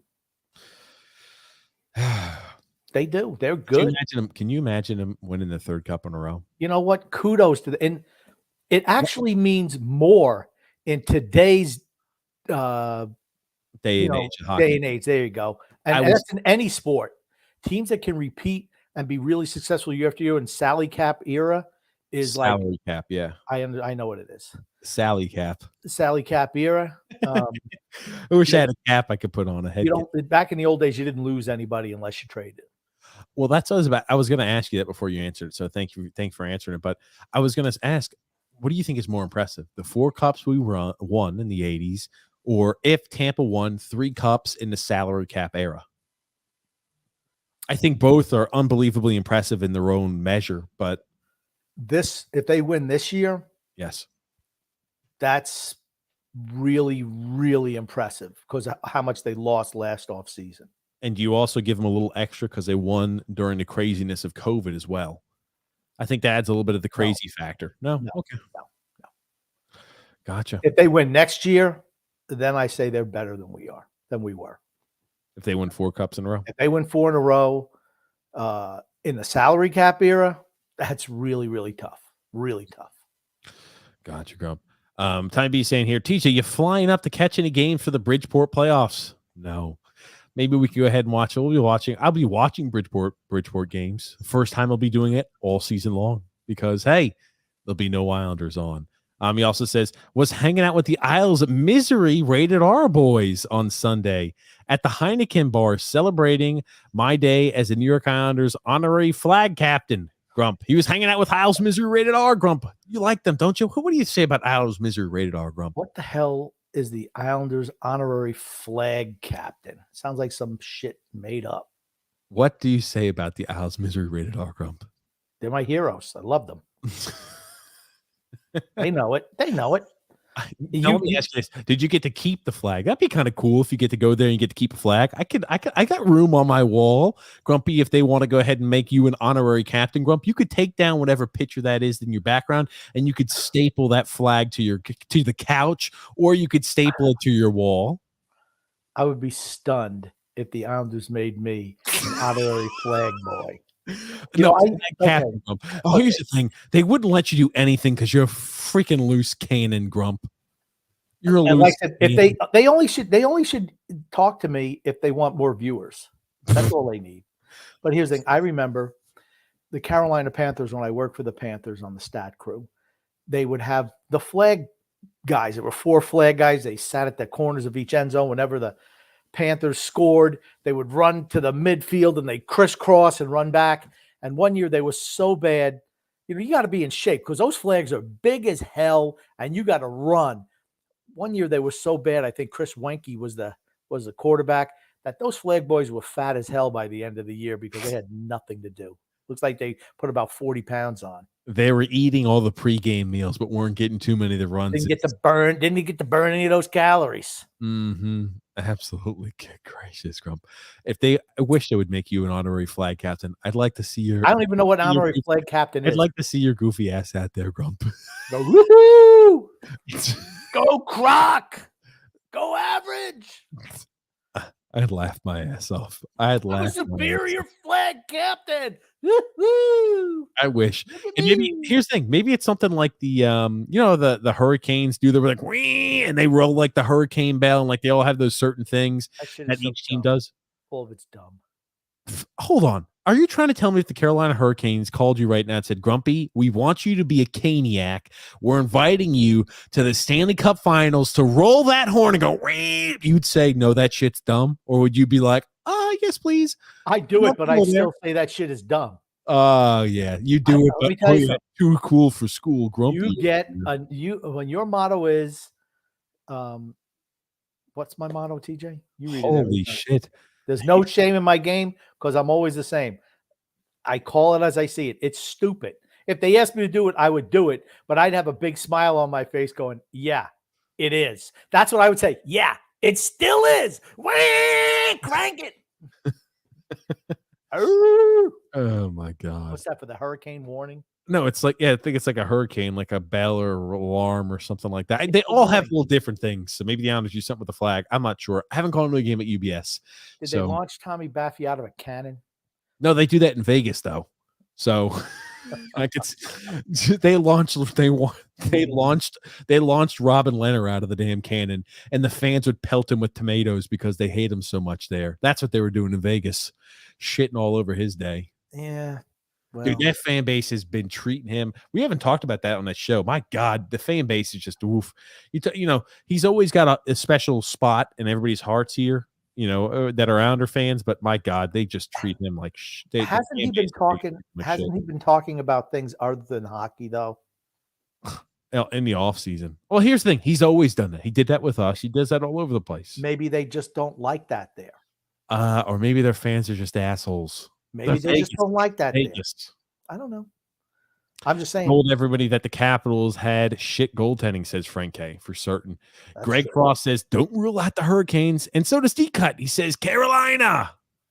Time B says, Tampa and Toronto is going to be a long opening round series. I don't know about that. You don't think so? What do you consider long? 5? Maybe 6 games. I consider 6 a long series if there's some overtimes in there. Okay. Yeah. Bye-bye, Toronto. You don't think they make it out of the first round of the playoffs again? No. Against Tampa? No way. My God.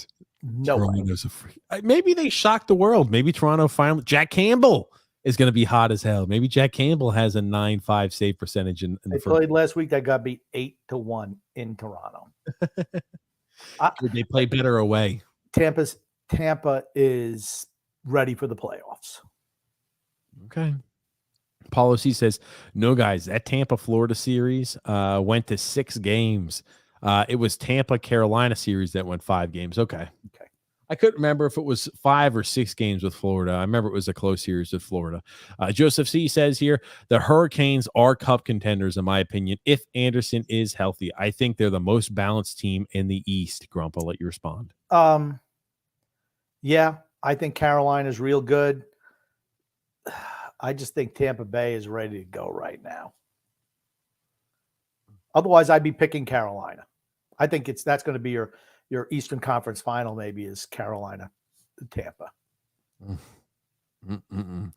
John M. saying here, the last thing I want to see this offseason is a trade for an Arizona defenseman for young players and draft picks.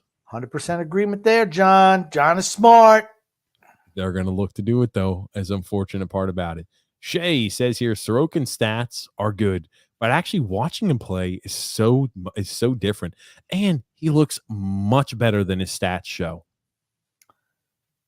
Agreed.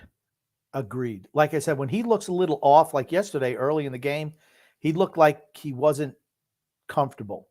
But when he settles down, it's like night and day compared to the other goalies. It's like me in the other net.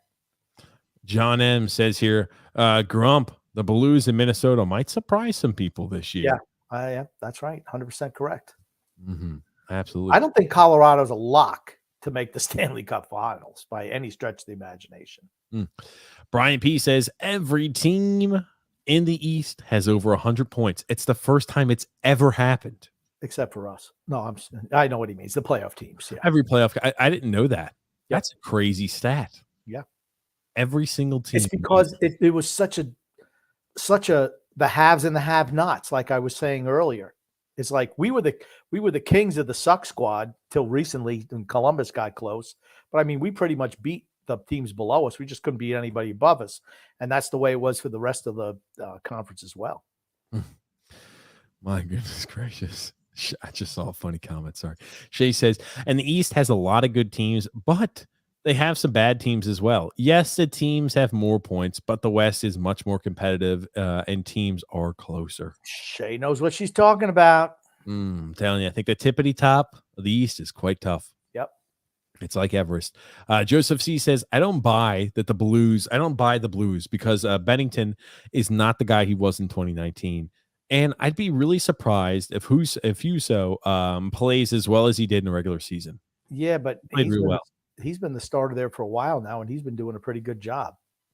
For what it's worth, look at that. I need the acronym. For what it's worth, the Rangers are 3-0 against the Tampa Bay Lightning this year. I know it's the regular season, but I would be far more concerned with the Hurricanes than Tampa. I think that we will match up. The Rangers will match up well against Tampa. Playoffs are a different animal. I was about to say, it's all how the Shesterkin play. I mean, he's been spectacular this year. Is he able to pick up where he left off? Because at about a little bit, a little bit more than halfway through the season, he had over a 9.4 save percentage. It dropped a bit, and I'm not saying you gotta have a 9.5 save percentage to be fantastic and win a cup, but is he going to be dominant? If he's dominant and lights out, the Rangers are a really tough out. Yeah, I still don't think they're good enough defensively on the back end. But they have the offense for certain. Well, tonight, the Winnipeg Jets are up 3-0 on the Flyers, 5 minutes left in the third. So that pretty much cements the Islanders at 13. We can't go ahead and get to 14th by winning a game or last 2 games. So that's good. The Winnipeg Jets have just prevented that. We can maybe drop to 12 if Columbus wins their last 2 and we lose our last 2. It's the only hope. Help us, Obi-Wan Kenobi. D-Cut says TJ reading the Edmonton scores is almost as boring as Phil's facts. That was boring. It was boring. It's one of those things as I was doing it, I'm like, shit, that sounds boring. Do you guys believe in excuses of this group? The team is not making the playoffs this season, David D asks. Do you believe in excuses of this group?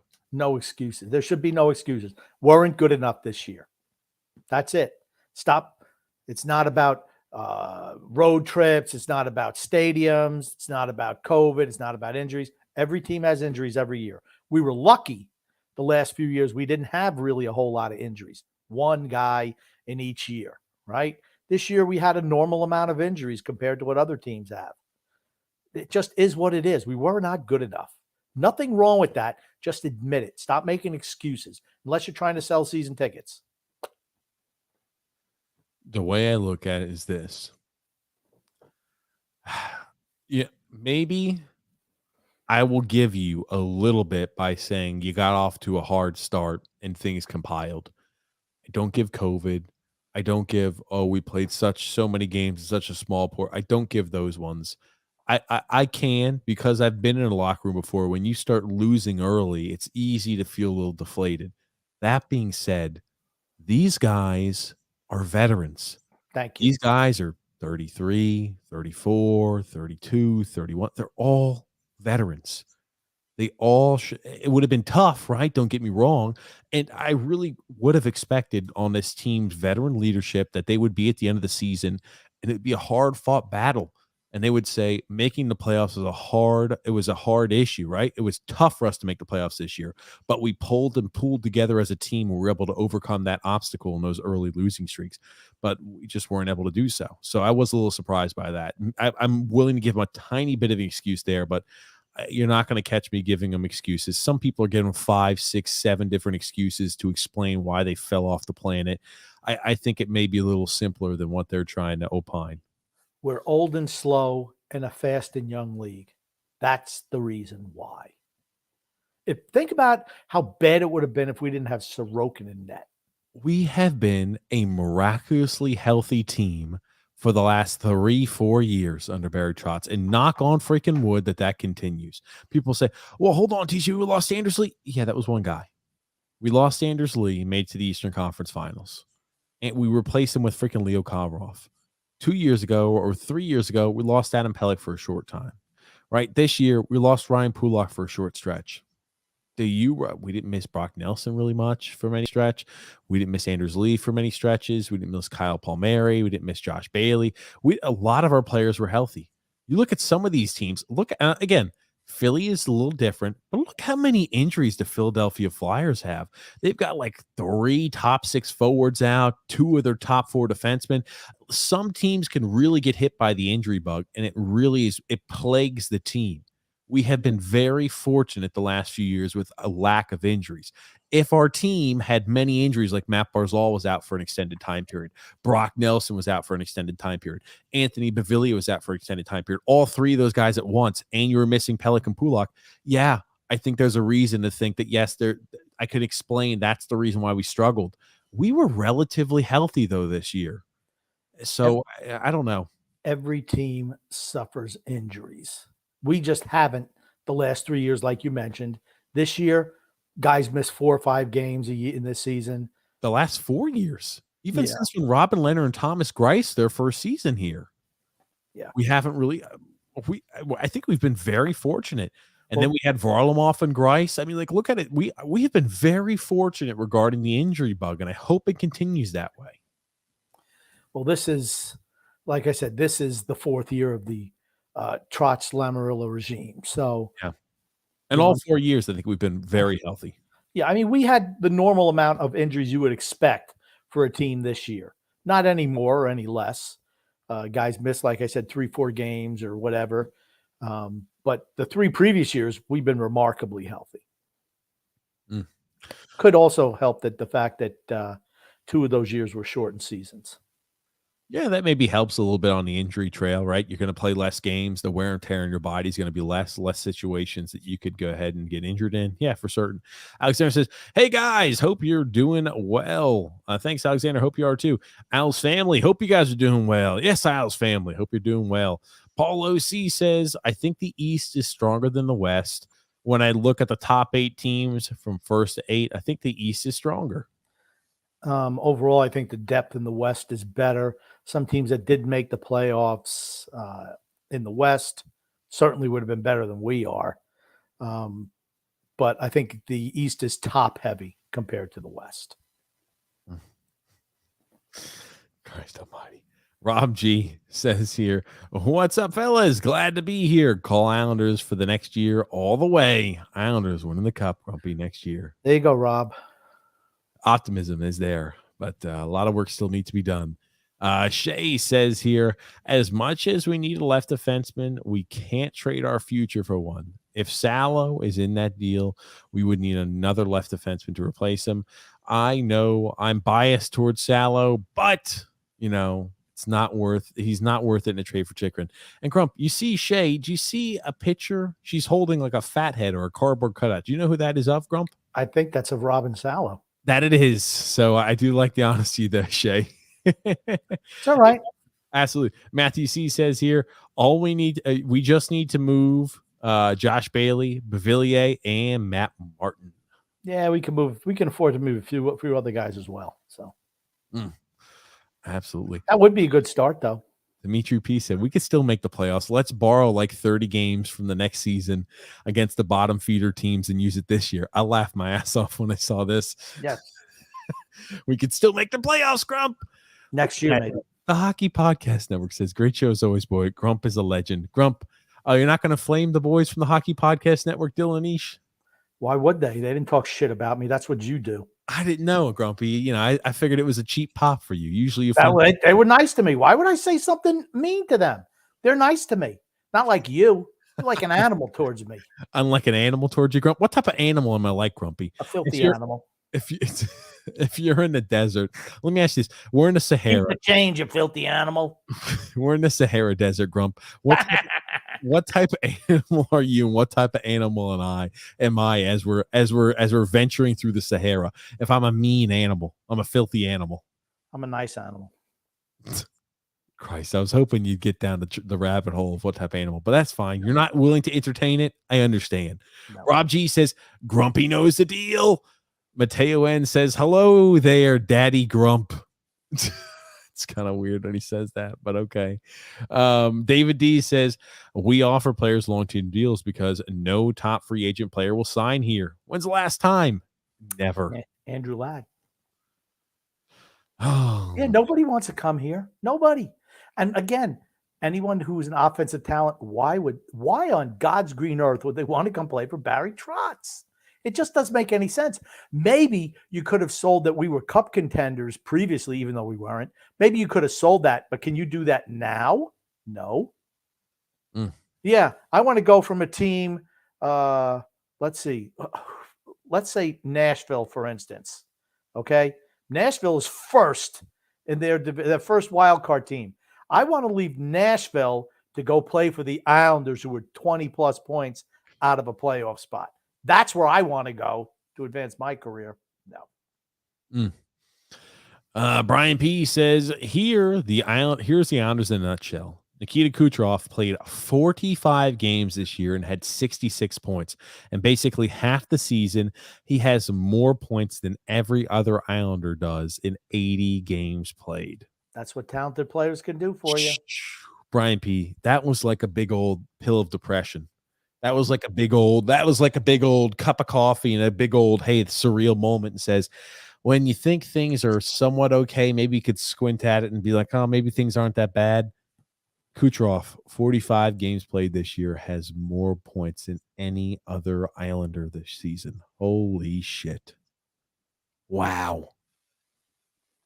Time B says, we've got $12 million available to sign Noah Dobson, Robin Salo, and Bellows as restricted free agents. That's not a lot of cap space. Oh, my God. Let me ask you this. Salo's not going to get much. I could see Salo being on a 1 or a 2 year deal. Bellows is another 1 year guy, very close to $1 million apiece. And you're going to have to trade away a guy like a Bailey or Bavilion. Yes. There's plenty of cap space. They have you're going to have still over 10 million, right? If you make the trade like that, you're still going to have quite a bit of cap space. They're going to have to make moves, though. They can't sit on their hands this offseason. I think when Tommy was the flag boy, the flag got in front of his eyes because now he's not able to see the forest through the trees.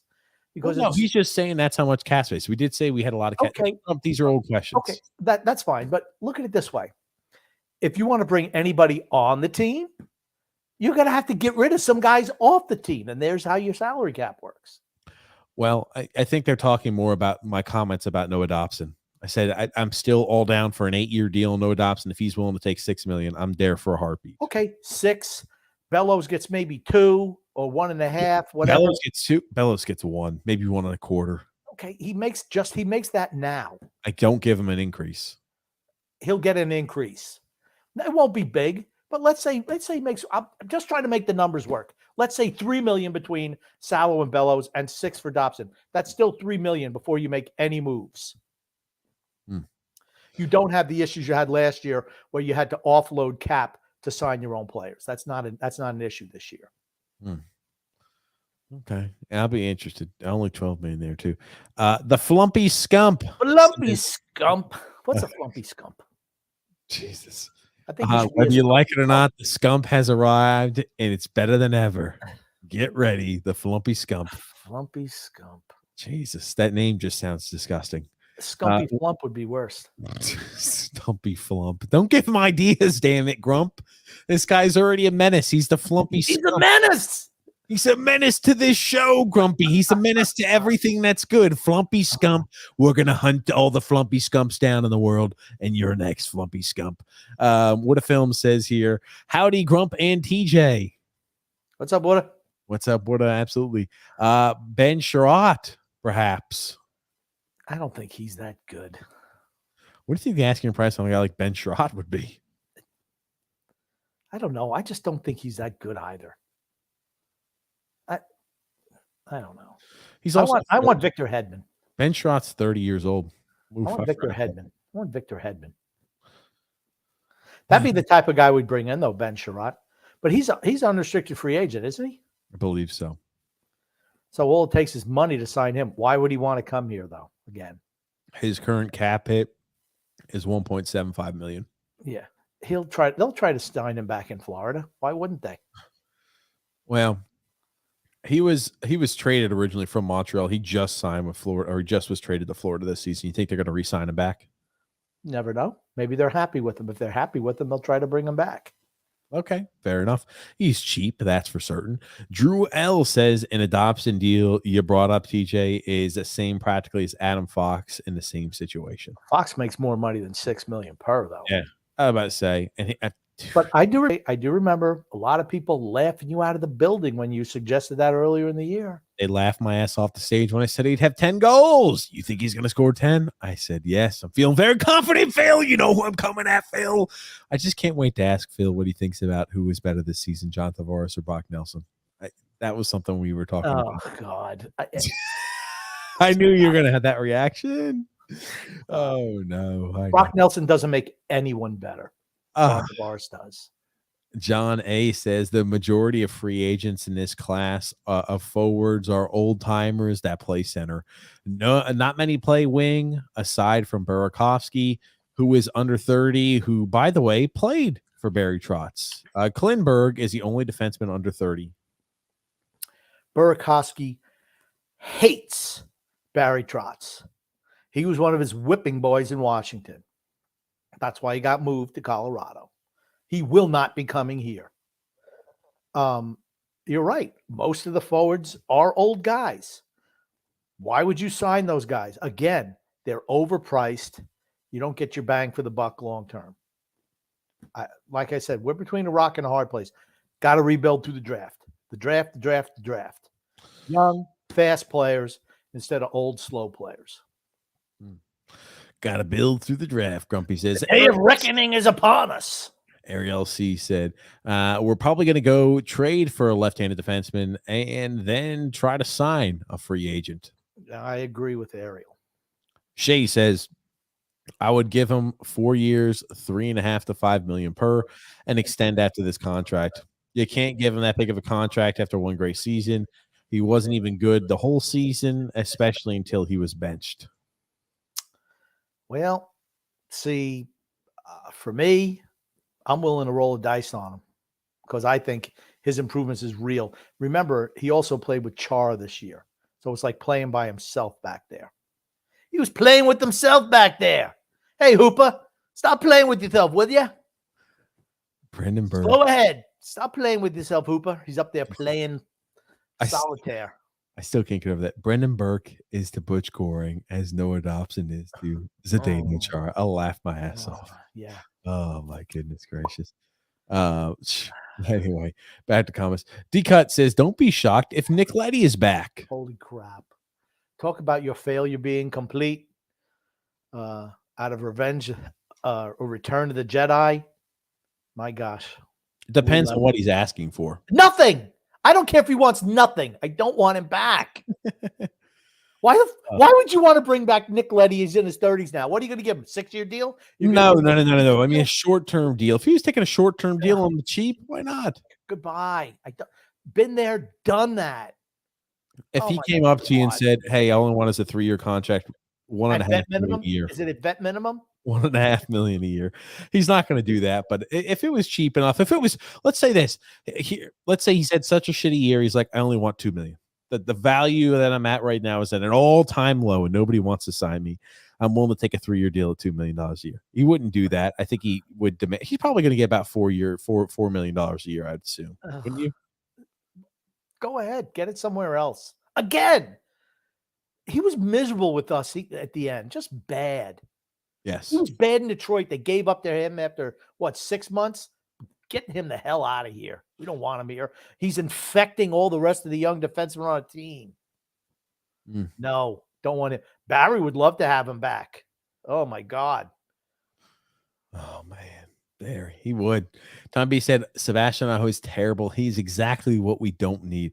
I think he's a good number 7. Yeah. I have no problem with him as a number 7 defenseman. None at all. Grant Hutton can play. I mean, we have a lot of young. Again, you're talking about limited minutes for that number 6 defenseman. That's what you're talking about. Absolutely. And here's the other crazy thing. If we employed more of an offensive-minded attack, that's more suited towards Sebastian Aho's game style. He's not going to play fantastic when he's pinned in his own defensive zone for long stretches. Just not him.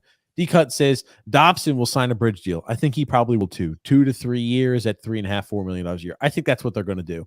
I would wish they would sign him to a long-term contract at like $5.5, $6 million a year if he'd take it. It all depends on the direction the team is going in. If they decide that, hey, we're kicking the can down the road for as long as humanly possible, they're doing a bridge deal. That would be the short-term bridge deal. Yes. That's what they're going to do because I think that's exactly what their thought process is on this, Grump. Frosty says the New York Strangers. Frosty used to be a snowman. Frosty's looking like he's got some hair on his head and he's looking a little like he's got skin on him, Grump. Maybe he was Frosty's. Oh, no, that was a girl. Christ. Remember Frosty's friend in the show? That was a girl. Karen. I think she's a Karen now. Oh, God. John A. said, Lou loves those bridge deals. Shit. Frank saying, hi, TJ, grumpy old man, and everybody else. What's up, Frank? How are you? Dolan R. said, Pavel Buchnevich is elite. The Rangers got fleeced. That was I didn't understand why they moved him for what they did, but it seems like their team is taking off. Maybe he had a problem with other players in the locker room. Maybe that's why he got moved. Maybe it was a move that benefited both teams. here's the thing too. When I think about this offseason, we've got 12 million. You've got no adoption. You could sign to a $6 million a year contract if he's willing to accept 8 years. You've got 3 million between Bellows and Sallow. If I'm paying Sallow whatever that is to make him 1.5, he's penciled in. He's playing for us. Simple as that. I'm not re-signing back as Zdeno Chara. I'm not re-signing somebody else in free agency. If I'm making a trade for Jacob Chikrin, Sallow is the bottom guy.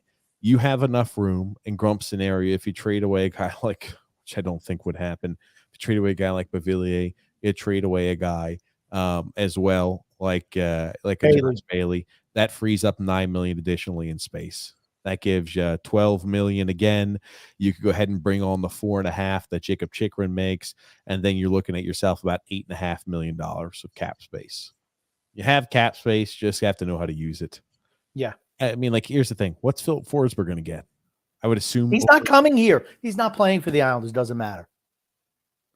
Jeremy Ford said Devon Taves is way better than Jacob Chikrin. Therefore, 2 first-round picks. What is required for Jacob Chikrin? Good evening, fellas, and happy Wednesday evening. I hope you know what? Great show. Jeremy is really freaking smart. I say that often. He's 100% right. I should have thought of it. I didn't. Thank you, Jeremy, making me look bad. Here's the thing, though. Nobody's as dumb as Lou Lamoriello when it comes to getting fleeced in that area. They'll say, well, the value of defensemen were different at the No. Bull freaking shit. And Taves makes less money than Chikrin. We couldn't afford to trade. We couldn't afford to have the cap. You could have traded Nick Leddy. You traded him the year afterwards. Yep. Nick Leddy didn't have the value. And Johnny Boych, don't even get me freaking started. Don't even get me started. God almighty. Oh, people. D-Cut says, I see Lou is going for Ben Sherratt. Ben Sherratt to play with Noah Dobson. He's cheap. I could see him doing that. I really could. And could you see him saying, hey, Ben Sherratt, you're going to play top 4 minutes. You're going to play be top 4 defenseman for us? I could. I just don't think he's that good. He's not a top 4 guy in my book. I don't know. I just don't think he's that good. Here's the thing. Anybody's better than rolling out Big Z and Andy Green and technically your pseudo top 4 last year. Tommy B says the Rangers openly admitted that they made a significant offer for Chikrin. Now, certainly, if the Rangers wanted to get him, they're certainly in a more advantageous position to get him than we are, because they have any amount of pieces that maybe Arizona's just good. Maybe once again Arizona's just wanting the stars and the moon for that guy, and other teams aren't willing to offer it. I mean, the Rangers didn't say what they offered, so what they consider a significant offer, maybe Arizona didn't. Got a comment here from Alexander saying, who would you trade Bavillier for? I don't think Bavillier has much value. I get it, he's on a cheap deal, but he doesn't have much value. That's the big thing with Bavillier. He's been wildly inconsistent on a good team. He's a third pairing. He's a third line winger. Simple as that. I don't think you have much value for him. Grump, do you have a different opinion? I think he would benefit from a change of scenery, though. There you go. That's what I was going to say. He'd benefit from a change of scenery. And once again, he's an offensive player. So guys like that would flourish in other organizations. Again, this is a team that forwards don't matter, centers don't matter. We don't care if we score. It's unimportant as long as we play the team defense style. I mean, the more I think about Barzal's gone. He's not coming back. Drew L says, yeah, but Kreider got placed, with Mika Zibanejad line and has had a career year. Buchnevich is great, but unfortunately Kreider filled his role fine. Over 50 goals this year. You can't argue with that production. Here's the thing. He's going to fall off next year, right? There's no way he can duplicate what he did this year, right? Sometimes it's all about chemistry. Frank says, it makes me wonder, why do they want to trade Chikrin anyway if he's so great? Screw him. I don't want him. True. He's a young guy in a manageable deal, and they want to move him. Why? David D says, I prefer Ben Sherratt. Okay. John A says here, what will it take to get Kevin Fiala? Well, I know, right? Minnesota's in a tough cap position, but I'm not sure. He's young, right? He's a young forward. He's 25, 26 years old. He's going to cost a good penny. And he's performed this year, right? He's coming off of a career year this season. He's gonna command a lot. True. My opinion on it. D-Cut says the Mets have no spine. Stop bitching to the MLB and handle your own business. What happened, D-Cut? The Mets are they had a fight today. What happened with the fight? They emptied the dugouts. And I think Nolan Arenado was complaining that somebody threw it on. He got lit up today, didn't he? Yeah. They were complaining that he was complaining they got thrown out and the bench is empty and they got a little scuffle. It happens, dude. Freaking baseball. Max B says, "What's up, fellas? We need to find a team that's willing to part with a Devon Taves type defenseman for a couple of second rounders. LOL. I'd buy that for $1. I'll buy that for $1. You know what movie that's from, TJ? No. RoboCop. You ever heard of it? It's with Arnold Schwarzenegger, isn't it? No, it's not with Arnold Schwarzenegger. RoboCop. It's with Peter Weller. Was in RoboCop. Not sure who that is. You should watch it. You'd like it. There's a lot of shootings and stuff like that. You think I like those type of movies, Grump? You think I like that type of cinema? I'm disappointed. Exactly. Actually, I don't know what you'd like. Frank saying Chikrin is way overrated. I'd give him Bailey only. I think he's wildly overrated as well. Frank A says, I don't like Chikrin, not impressed. Agreed. That's why I'm not giving them first round picks for him.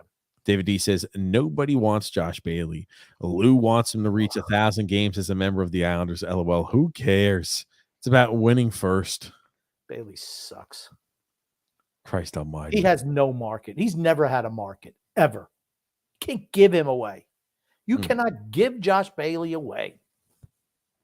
My God.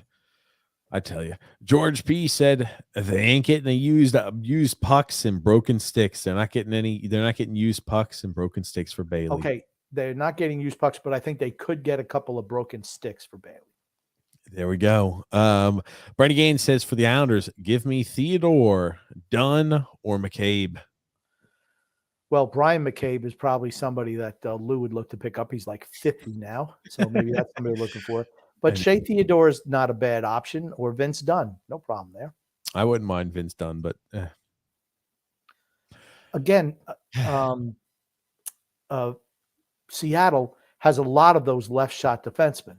Roll the freaking dice on just throwing Robin Salo there. If he doesn't foot the bill for the first half of the season, acquire a defenseman via trade. Okay.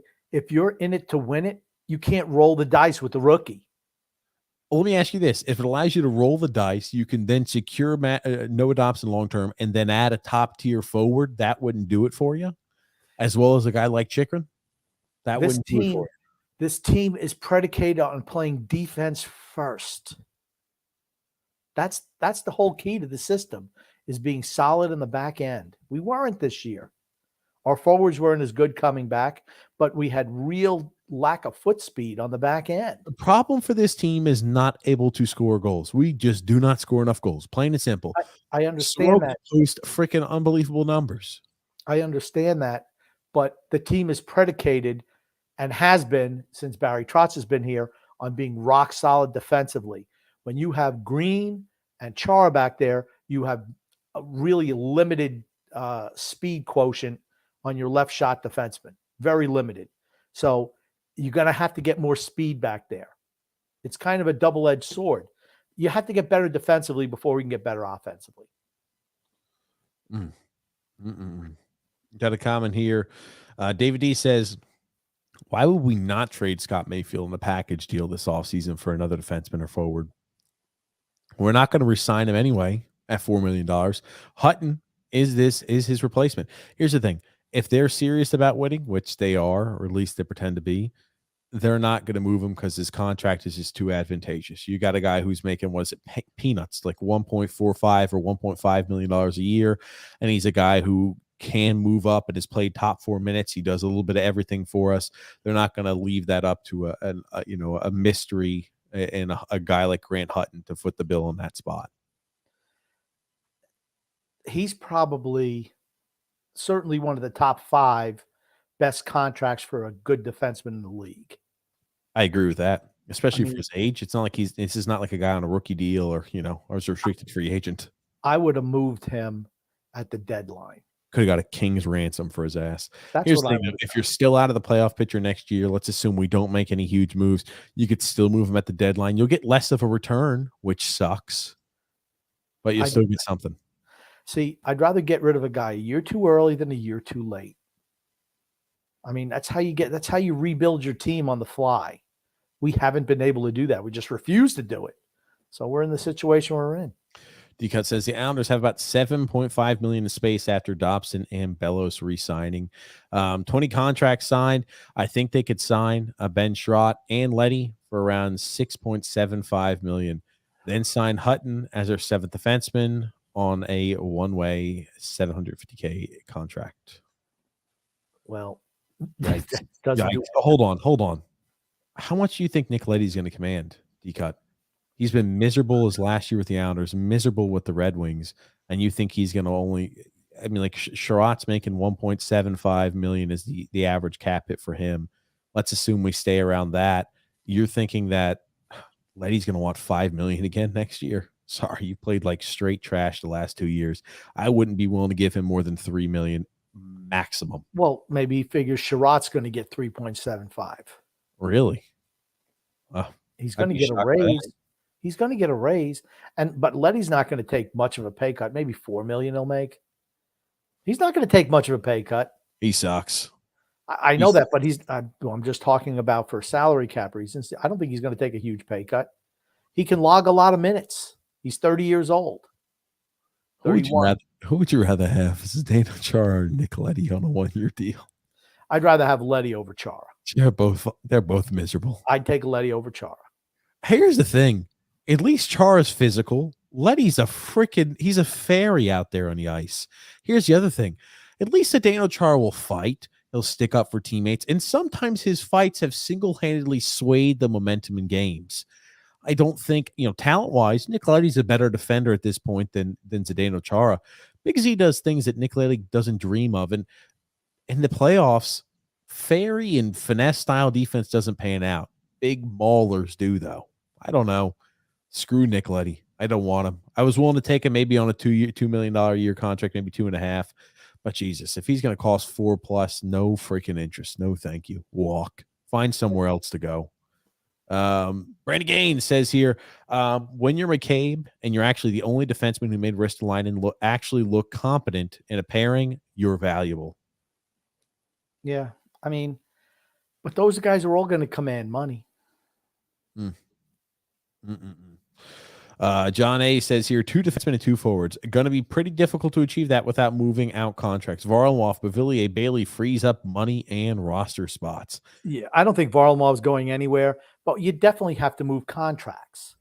What's the point in keeping a backup goalie who makes $5 million a year? There is none, but they're going to keep him anyway. Varlamov has value. We don't need our backup goalie to be a guy who could start every game. Another team would find more value from a guy like Semyon Varlamov, and they'd actually give us something in return. And you get $5 million off the freaking cap. I can think of 2 teams in the Eastern Conference that could really use him: Washington. And Buffalo. For certain. Absolutely. Both those teams would find value in Varlamov. He's a guy who, in an ideal scenario, plays 35 games. For us. I was about to say, for us, that's right. In an ideal scenario next year, everybody stays healthy. Sorokin continues on his path. He plays 35 games for us next year, and Sorokin plays 57. Yeah, well. It gets you to the 82. I don't know. I agree. I just don't think they're going to move him. I don't think they're going to make hardly any moves. Paulo C says here, yes, TJ, I'd sign Dobson as soon as possible because I think he'll win a Norris Trophy in a few years. If he would be playing for an offensive team, he'd already be a candidate for the Norris. I wouldn't go that far, but I think he'll definitely be in contention. And here's the thing. You are going to be ruining the day when he's an unrestricted free agent. And after we sign him this little bridge deal, he's asking for $10 or freaking $11 million a year because guess what? That's the asking price for defensemen who put up points. You are going to pay an arm and a leg for him. Don't be cheap as shit now Take a little bit of the hit now, overpay him now so it's easier later. Simple as that. Simples. Yeah. Agreed. What do you read, Nat Grumpy? I was looking at Devon Taves' numbers for this year and Cale Makar. How depressed were you? Well, okay. Cale Makar has 85 points in 76 games, and Taves has 54 in 65. They both play over 25 minutes a game. Makar's a plus 49, and Taves is a plus 54. They're playing almost half the game, just that one defense pairing. Think about that. Brendan Gaines says, you say Minnesota can keep Fiala with what cap space? They literally have no room for him thanks to the buyout of Zach Parise and Ryan Suter.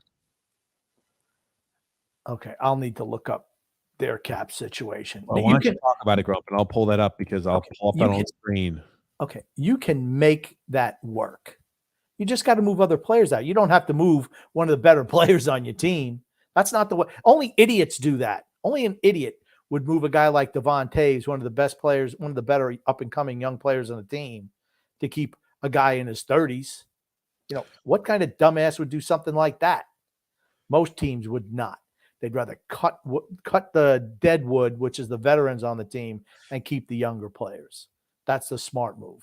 I wonder what the modified no trade clause is for Matt Zuccarello. He makes $6 million a year, but he's only owed $4.5 million next year, and the year after only owed $3 million. So you talk about those prime candidates for a guy. Arizona would love a guy like that. If you're only getting paid half of what your cap hit is, that's a way you can really say it. It depends, though, on what the modified no trade clause, what teams he has selected there. But I mean, that guy makes $6 million a year. Arizona would be more than happy to take a contract off of your hands like that for a second round pick, and now you could sign Fiala back.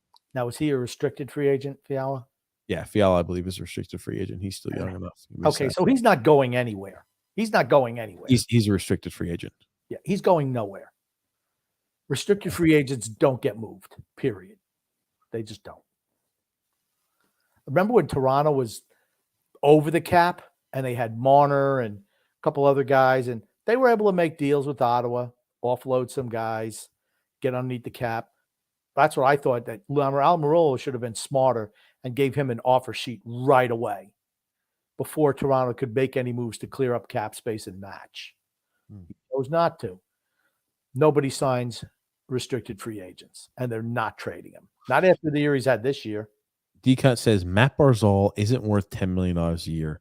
Maybe on this team, he's not, but the value I think he is compared to other players and what he brings to the table is around $10 million. Yep.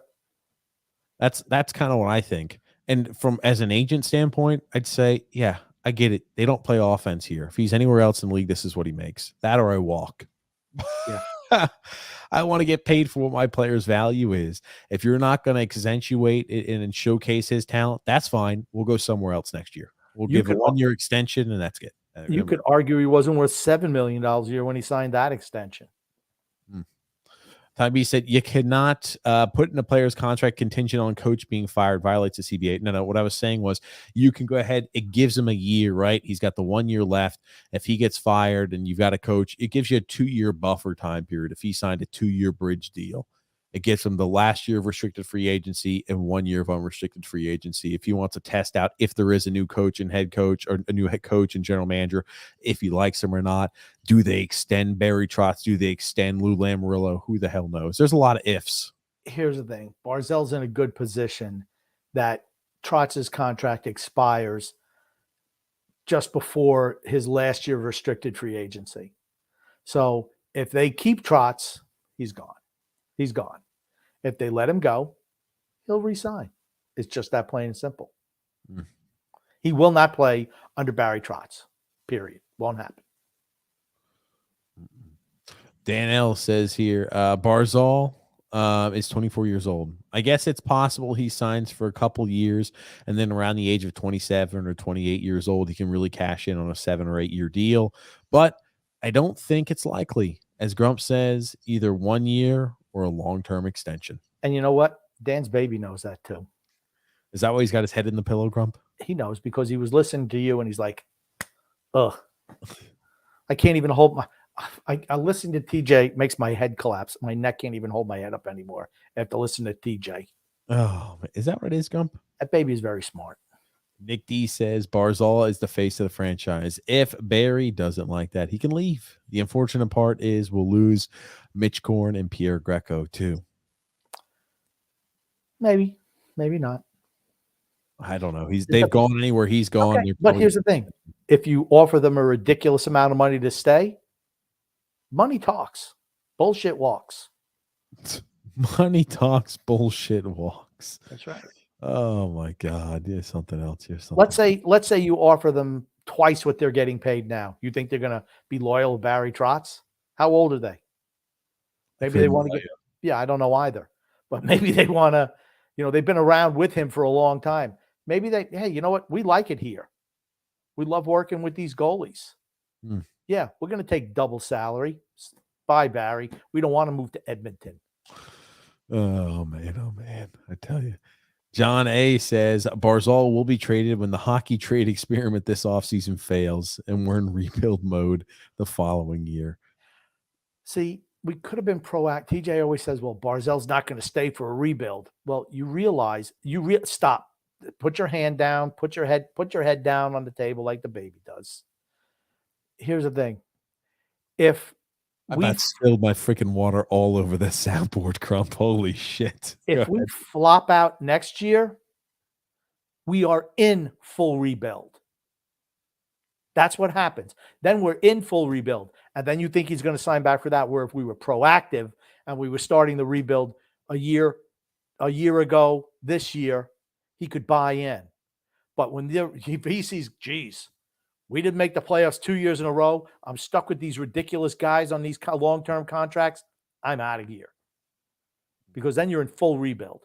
If we don't qualify for playoffs next year, full rebuild. I wonder. Christ almighty. Seriously, I wonder what they would think. I could say, I think we're in full retool, a serious retool. And I don't mind if we take a little bit of a step backwards, right? If we're going to finish 9th in the conference, if we commit to reshaping and rebranding the team, I wouldn't be upset. Simple as that. But we're not. The issue that we have is that we have too many guys in their 30s on long-term deals. You have to move them out. You can't do anything till you start moving those guys out. Stop doubling down. Casey Zizekas, dumb deal. Kyle Palmieri, dumb deal. I mean, they've all been dumb deals for average players. That's why you're in the situation you're in. If you should start moving them out, transitioning away last year, this year, you're already maybe back on the upswing in 2 years. They didn't want to do that because Lamoriello's 80-something years old, right? I don't want to go through a rebuild. Well, shit, then it's time to relieve you of your duties. D-Cut says Barzal's qualifying offer is $10.5 million. It's based off of your final year's salary and not the cap hit. He will either sign an 8-year deal or take a qualifying offer. Bingo. Told you. That's the only it's a smart move. It's the only thing you could do. If I'm him, I take the qualifying offer. Here's the thing. Do you think the Islanders are going to willing to pony up? Right, he's got the 1 year left on restricted free agency. Do you think they're willing to say, oh, the qualifying offer is 10.5? I couldn't remember if it was 10 or 10.5. Do you think they're willing to say, we're willing to pay you $13 million a year? No. If he signs $8 million, 8-year deal, he's going to ask for 13 plus. If the qualifying offer is $10.5 million, he's going to ask for a $13 million deal over $13 million over the 8 years a year. Well, it shows that you failed in the last negotiation. That you could have offered him $10 million per in the last negotiation for 8 years, and you would have still had him and come out better in the long run. Instead, Lamoriello, for whatever reason, decided to go with the 7 for 3. Well, then you're stuck with it a year before free agency. That's it, because prices only go up. They don't go down. It makes me think that he is much more prone to signing a short-term deal. A 1 year deal? Yeah, a 1 year. If I'm him, that's what I'd do. Take the qualifying offer and run. And then hit free agency. That's not saying the Islanders are out. but I hear he's got some Seattle pajamas in his Seattle Supersonic pajamas that he likes to wear when he was a kid. The Thunderbirds, or what's the WHL? I was going to say the basketball team, the Sonics. Remember they used to be called Sonics? I don't know if they are anymore or not. Sonics. Yeah, no, they're not. Yeah, I got moved, I think, to the Golden State Warriors. Maybe Vancouver Grizzlies. Paulo C says here, I'd trade Nelson Bailey before you even think about Villiers, because the position that we are in to start trading the older forwards before even thinking about trading younger forwards. Paulo's not wrong. And I'm going to say this, TJ, get ready to get exasperated. Brock Nelson is coming off of a career year. He's never going to have a 22% shooting percentage again. It's not what he's done his whole career. His value on the market is the highest it's ever going to be right now. He's still relatively young. He'll be 31 when the season starts next year, but he's a solid two-way center. He's improved under Barry Trotz. He can score goals. He can play some semblance of defense. I could see you getting 2 first-round picks for a guy like that. That would expedite the rebuild. Does it hurt you in the short term? A little. JG Pajot could play your second-line center. You could have Zach Parise be your third-line center, in all honesty. It doesn't hurt you that bad. I don't know. It does hurt in the short term. That being said, the fact that we are so hell-bent on re-rolling the same team out here, I'll be interested to see what moves we make. We don't make many moves, ladies and gents. You're going to hear both of us say it, I'm sure. Next season's a freaking waste, too. And I hate to sound, and what I'm really going to freaking hate is after an underwhelming offseason, because I've got that weird pit in my stomach that this offseason is going to be underwhelming and that we're going to trade away draft picks. So it's going to be a double freaking whammy. We are going to be left picking up all the pieces as a fan and everybody else who told you, do not worry, the team's in good shape. Don't believe what your eyes are telling you. Do not believe what common sense in your brain's telling you. These are the excuses you need to abide by. No, we've got this. This is where you should really look. Don't look at the fact that we only have 82 points on the season. Don't look at the fact that we're back to some of the cellar dweller days. It's all of excuses we can excuse this miserable performance. You will be, I've been led astray by XYZ. The thing is, if we do not make drastic changes this offseason, we are doomed for more of the same. True. And think about it. Sorokin has been freaking spectacular. How has the record been in the second half of the season since the All-Star break? Same. Not the same. Maybe a few more wins. It's still not good enough over an 82-game season, even when we look at the second half of the season, to make the playoffs. No. Christ almighty. No, I'm sorry. I mean, the worst thing you can do right now is move whatever younger players you have out to bring in more older guys. It's so dumb. It's scary, stupid, honestly. They should have listened to me as soon as Lamoriello and Trotz came aboard, they should have done a full-on rebuild right from there. That's what they should have done, because by now they'd be ready to go with a young team ready to go. I've seen Lou Lamoriello make trades. I don't want him at the helm. It's the other reason I would fire his ass mid-season. If they start off 5-10 at the beginning of next year, I'd can his ass immediately. Both. I've seen him trade assets. I've seen him sell Devon Taves. I've seen him acquire assets. I've never seen somebody so freaking inept when it comes to asset management. It's gross neglect. It is awful. Unbelievably bad. Bad. Not Norris good. Trophy candidate Devon Taves, 2 second-round picks. Top 10 defenseman in the NHL, 2 second-round picks. Not good. It'd be like trading Shea Weber in his prime, 2 second-round picks. It's disgusting. It's disgusting. Guys has the best plus minus in the last 3 decades of hockey. Bad. 2 second-round picks. Not good. Not good. It's awful. God almighty. Man, I tell you, that's bad. Whoever does Joey Gallo's haircut does one hell of a job. What type of haircut does Joey Gallo have, Grump? I don't know. With the long hair, I'll try to pull it up. Jeremy F says here, I'd want to land a high-end winger for Barzal before talking contract with him. You have to see if he wants to be here. Because let's say he's like, no, I'm not re-signing here. I'll sign my qualifying offer next year and I'm gone. Then do you really want to go after a high-price winger or a high-end winger? Do you Or you want to just do do that? full rebuild. Because then if you lose in Barzal, it's rebuild city right now. I mean, he's like the tent pole on the offense. Sorokin's the three-ring circus, right? You got the three big poles that hold up the whole circus tent. Dobson, Sorokin, Barzal. You just knocked out the center pole. Watch out. Who's going to throw the match? David D says Barzal wants to get paid and win, probably like the majority of good hockey players. I think it bothers him that the guys are dogging it down the The stretch. complacency of getting their asses kicked and losing. That I tell you one thing, that freaking complacency that the Islanders had for years and years and years, you saw that sneak in this year towards the tail end.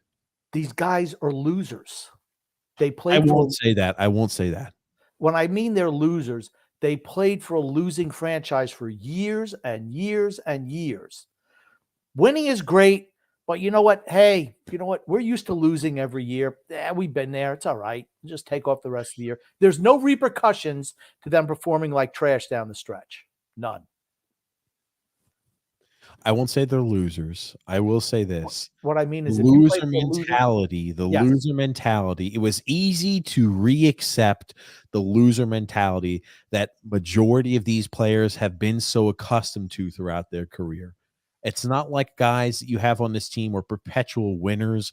Like, oh, we brought a Steven Stamkos in, a guy who's, having a winning season in the playoffs year in, year out. It's not like we're bringing in a guy like a Sidney Crosby or a guy like a Malkin or a guy like every single year. The expectation is we're making the playoffs bare minimum. If we don't make the playoffs, it's like we need to blow the whole team up and start from scratch. Look at the guys over the last week who I think have showed real will to win. Young guys. Bellows, Barzal, Dobson, Chara. I'm going to put Zdeno Chara out there. I think he's frustrated and pissed too. Look at the guy. I was about to say, speak about guys who are perpetual winners. Zdeno Chara is a perpetual winner. That's right. He's been a winner his entire career in Boston. He's been a winner everywhere he's been. He is a perpetual winner. And losing, even when he's not playing a huge role for the team, I think does piss him off. And I think you're right. Good point, Grump. And then you look at the other guys, the guys who've been there under Capuano. We're not really trying super hard. Just not. You see even Parise and Palmieri kind of shrunk a little bit at the end. Pajot, I know he's hurt now. Bavillier hurt. But those guys, it was easy for them to just throttle down.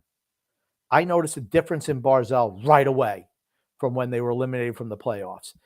You listen to his interviews, they're different. You can tell he's frustrated with the team. He's frustrated with the players. It just is. Those are things that people should really look at. That's why those post-game interviews are really, really important, particularly at the end of the year. I mean, it's frustrating. You look at Lee, he don't seem too upset, honestly. Whatever. Bailey, is what it is. Barzal, he's pissed. Mm-hmm. Frustrating. When Barry says, we got guys cheating the game. I know who he's talking about. Look at the guys who aren't giving any effort out there. It's the same guys. Pellick and Pulak have been terrible down the stretch as well. Terrible. Pellick has been terrible. Miserable down the stretch. I'm talking about getting obliterated, getting freaking looking like just getting walked around. My God. Kyle Palmieri made a few good moves this last game. He did. Yeah. He did. I'm going to give him some credit. Yes. He's got, again, like he looked good last night. Parise's kind of disappeared. He got that contract extension. Guess what? His numbers ain't so good anymore. Okay. You know what? Good for you, Zach Parise. You got the contract extension. We got the contract you wanted. I'm sorry. He's another guy who, loser mentality. So, I don't know about that. Yeah. Rob G says here, Grumps got the whole team thrown away. I love it. You're the best, Grump. Not the whole team. If I could, I would, but not the Soda Pop Curtis says, anybody else catch teacher pronouncing agent as ascent? I don't know. Maybe I said I always think I pronounce it as agent, but maybe not. Brady Gaines says here, Barzal won't think like a fan when it comes to negotiations and accountability. Let's be realistic. He's a number 2 center forced into playing number 1 center situations because of the loss of John Tavares. He could be an elite number 1 right wing, though. I don't know. Any other team in the league, if a team catered their offensive system to high style, fast in transition, skating is pertinent, he would put up a shit ton of points. We are dead fucking last in the NHL in goals and goal production on 5-on-5 play in transition. The worst fucking team in the NHL. That doesn't sink into you guys. That is, I'm not coming at you, Brandon, but the people who think Matt Barzal's struggling. No, this is not all. People shit on Matt Barzal's day all the time. This guy is a brilliant skater. His style is moving fast up the ice. His style is, hey, I'm able to counter quickly. I need people with me as we catch a team in a bad situation. We are the worst team in the NHL in 5-on-5 transition goals. Worst. Because we don't have anyone who can skate in our forward group. Worse than Seattle. Worse than every freaking team in the NHL. Don't worry about it, guys. I know that's the way the league's headed. Don't worry about scoring goals in transition, no. Don't worry about that. I know that's Matt Barzal's big strength. And just like we do not utilize him right. This is not coming at you at all, Brandon. But you said, it's just like I see Matt Barzal and I'm like, I know there's comments later on. I'm sure they're going to be shitting all over Matt Barzal's day. And I see like, oh, he doesn't deserve this. He doesn't. Matt Barzal on another team that played a style that was more fit for him would put up so many freaking points. We would be looking at him the same way we do with Devon Taves. Oh, everybody thought when Devon Taves was moved, maybe it wasn't a great move, but Devon Taves is being made by Cale Makar. Do you remember that one? At first, people thought Cale Makar was the reason Devon Taves excelled until he's been doing it year after year, and to say, oh, wait a second, Devon Taves was actually really just talented and we didn't see it. That's the same thing with this kid. Matt Barzal is a top 10 center in the league. So he is a number 1 center. I think he's spectacular. Dead last in transition 5-on-5 goals. Look who he's playing with. Look who he's playing with. I mean, come on. You're either playing with 37-year-old Zach Parise or average Anders Lee. I mean, come on. And then the merry-go-round on the right side, Bailey. I mean, okay, here's the thing. Does he dangle too much? Yeah, sometimes. But you know what? If he had talented wingers who knew he could just skate around and hit those guys because they had that chemistry together, guys who move. You look at our offense when he's in the zone. Our guys are just standing still, watching for him to do something. Not only dead last in those transition goals, also in 5-on-5 rush shots per 60 minutes, also dead last in the NHL.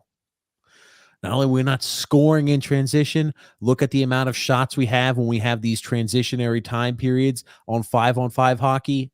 Dead last. Dead last. Yeah, it is what it is. It is what it is. It's not going to change until you start moving some of those older guys out. It's not going to change. I don't put blame on Matt Barzal. If I was him, I'd be pissed.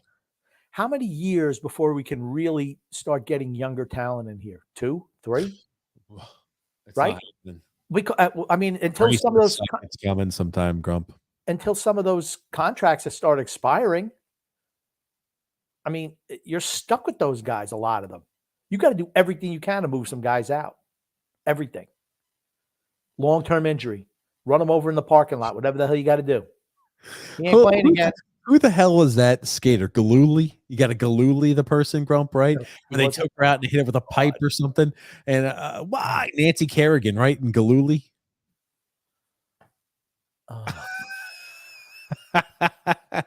What is it, Grump?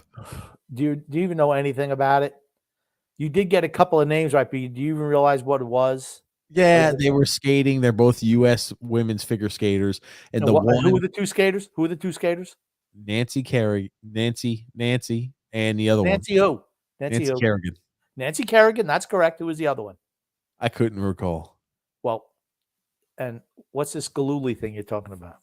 I don't know. Galooly was the boyfriend who beat the hell out of her. He like beat her quad or a thigh or a knee in with a pipe and knocked this girl out, Grump. And so she couldn't compete in the figure skate. She's like, why? Why? All over TV. Okay. What really happened Was that close, Grumpy? no. Nancy Kerrigan and Tanya Harding was Tanya Harding. That's right. and she was married to a man named Jeff Galooly. Galooly. Got it. He hired a guy named Sean Gant to hit Nancy Kerrigan in the knee. My gosh. And it was huge. It was like a huge story. It was the biggest thing that ever happened to figure skating ever. They both wound up going to the Olympics, and Tanya Harding just imploded. Her skate laces broke. She couldn't get them. She started and stopped her performance twice. It was brutal. I felt terrible for her. She wound up getting banned from the Hockey Association because they said she knew something about it. Nancy Kerrigan, but she was a bitch too. She wound up coming in second, and she was pissed off that Oksana Bayul won, and she kind of, she's crying again. What is she crying for? Bad look there, Ice Princess. And it wound up hurting her too. That's what she said? Yeah. And they caught it. I was like, oh, bad luck. Because everyone was behind Nancy Kerrigan. And some girl from, was Bayul, was she from Ukraine? Or I don't know if she was from Ukraine or not. But she was certainly from one of those Soviet bloc countries at the time. And she wound up winning, and she was pissed. And then she wound up still going to Disney World, and she was like kind of being all snotty with Mickey Mouse and stuff like that. It was a bad look for Nancy Kerrigan too. And Tanya Harding, I think she lives in a trailer home somewhere. She's never recovered from her fall from grace and glory. Oh no, it was hard and fast. She had a really tough upbringing too. She used to practice like in a mall. Well, there's nothing wrong with practicing in a mall. I used to play hockey in a mall. When you're an Olympic skater, you're not practicing during free skate at a mall. Sorry. That's not the way it works.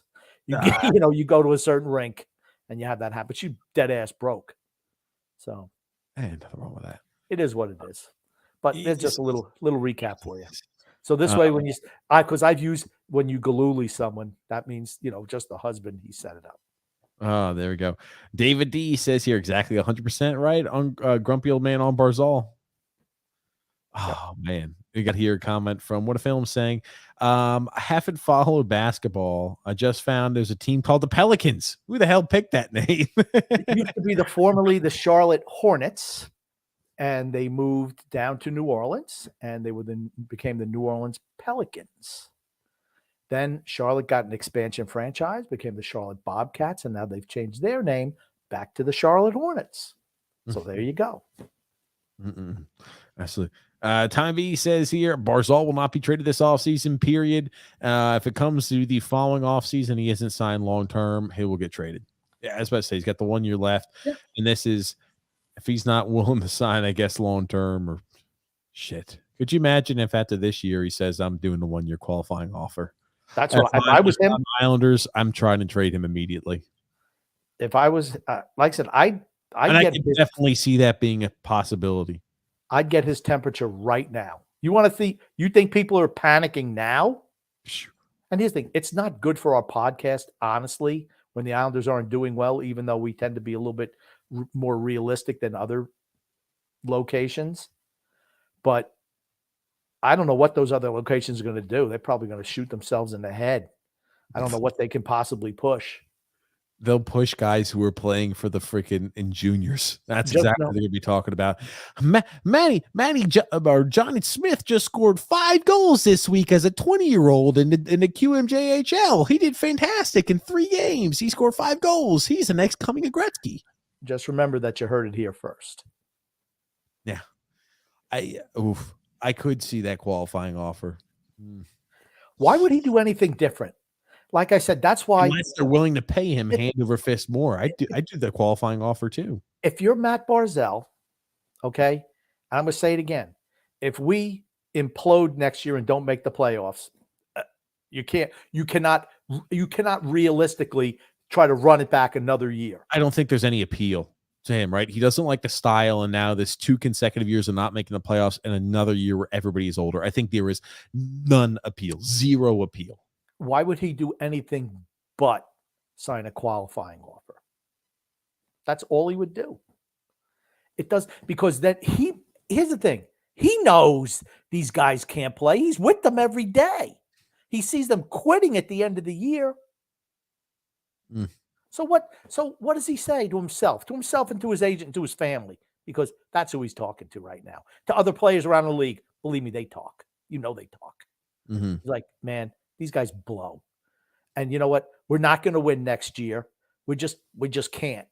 And they keep on seeing, well, you know, we signed Casey Zekas back to running back, Kyle Palmieri. All these guys are on long-term deals, veterans. We can't get rid of them. What are we going to do? You think he wants to be here for a full rebuild? Maybe you say no, right? Well, can you sell it next year? Even after this year, can you sell it next year if we don't make the playoffs and have a deep run? Can't do it. No way. Brandon Gaines says, it's good to know the grumpy old man has watched The Butterfly Effect, a very underrated movie. I know a lot of stuff about movies. Who is that, Brandon? Yes, Brandon Gaines. Brandon, you need to listen to the TJ and the Grumpy Old Man show. I often talk about movies, and TJ just sits there going, buh. I usually give Grumpy history lessons on cinema. It's cinema and pop culture events. Yeah. Usually is what I do. It's comical. It's comical. It is. D Cut says, yeah, that's what I want to see again. A Doug Waite coach team. Well, yeah. Nobody wants to see that. But why can't we get a coach that prioritizes offense and defensive structure? Why can't? Okay.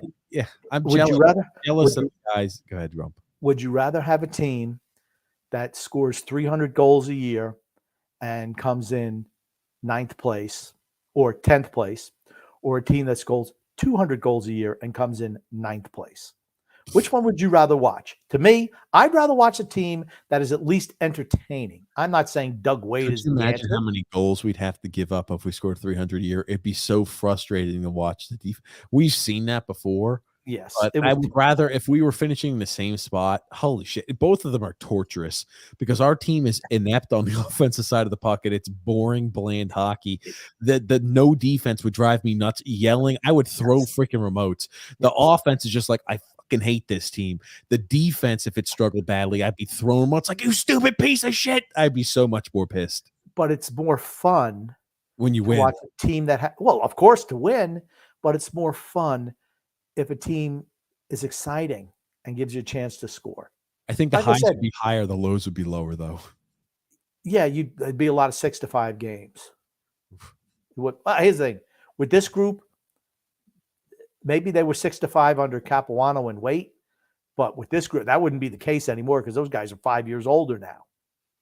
Not even with Capuano. We didn't score a lot of 6-5 games under Doug Waite. Yeah. Yeah, but I mean, what I'm saying is, it'll be 5 years. I mean, I just don't think I think next year's Barry's last year and lose as well. I really do. I mean, and they did what they came here to do. They made the team relevant again. They brought respectability back to the organization, and they did a great job. Now it's time to take another step forward. That's just in my opinion, of course. Shay says, what team do you think will win the cup, and who do you think and who do you want to win it? I don't care who wins it. I don't want it to be the Rangers, though, or Toronto. I think Tampa, Calgary. I'm going Tampa, Calgary in the finals. Yeah, I'm going to go there right now for playoffs. We don't even have it locked in yet. I'm going Tampa, Calgary. How about that? I was about to say, I wouldn't mind rooting for Calgary in the playoffs. I wouldn't mind that. I wouldn't mind seeing Calgary win. Who do I realistically think could win? Let's go Final Four. How about Final Four? Do we just want to wait? Do we just Let's wait to see exactly what the lineups and the matchups are, because I don't want to pick something where it's like it's not even possible based off of how many teams it is. If I pick a wild card upstate, what a film's saying here, Grumpy, you still got to give me a baseball team worth cheering for. I'm on to the Celtics for basketball. Go for the Mets. Go for the Mets this year. Mets. Yeah. METS. Mets. Well, wait. What is that lives out west? Might as well root for the Dodgers, no? Yeah, I guess you root for the Dodgers. Somebody gets to see. Bernie Gaines says Chara ain't coming back. Let's be realistic. If he was, he wouldn't be. He would be signed along with Parise and Clutterbuck at the deadline. I don't think they could have shocked the fans any more than that. Again, Be like septic shock, like shit leaking in your veins, shit leaking into your body. Just think about it, right? You had a chance to refresh the roster a little bit by letting Parise and Clutterbuck go, trading them at the deadline, letting them go, and bringing in some newer players to refresh the lineup. But instead, you doubled down on the old guys again. So there's no way those guys are sitting next year. I mean, that's the whole thing. You keep on re-signing the old guys back instead of giving somebody new a chance. We're so fearful of letting somebody else take a chance, have mistakes, and possibly flourish into a better player than what we currently have, that we're continuing to roll back what's a known issue. But, hey, sometimes the issue is better than the unknown. But there's no upside to those guys. There's no upside. For as great as Zach Parise has been, he's got 15 goals this year, which I'll admittedly is more than I thought he'd have 10. I predicted 10. But he's got 15 goals. Okay, that's okay for a third-line player, but it's not like he's the be-all, end-all, but we talk about like he's one of the best players on the team this year. He's a freaking third-liner who scored 15 goals. Our mentality of glorifying bottom six forwards because they produce is sickening. You look at the fan base, right? Okay, I get it. Hey, we want everybody to contribute. Yeah, I got that. I would much rather our top six be so dominant and our bottom six be nondescript. I don't need massive point production out of the bottom six. It's nice to get it, but and Zach Parise has played well. I'm not faulting him, but I'm like, we give a lot of praise to a guy like that instead of how much praise do you think we hand out to top six players? Not a single bit, because every single one of them have sucked ass except one, which is Brock Nelson this year. Every other player has underwhelmed except Brock Nelson, who had a career year in our top six this year. That's it. Zach Parise in our bottom six, I would argue, is the only player that has had, an excellent season, and Kyle Palmieri had a shaky season in the bottom six. For the most part, everybody else underperformed. Yeah. That should be concerning. And you think they're going to get better as they get even more old. Okay.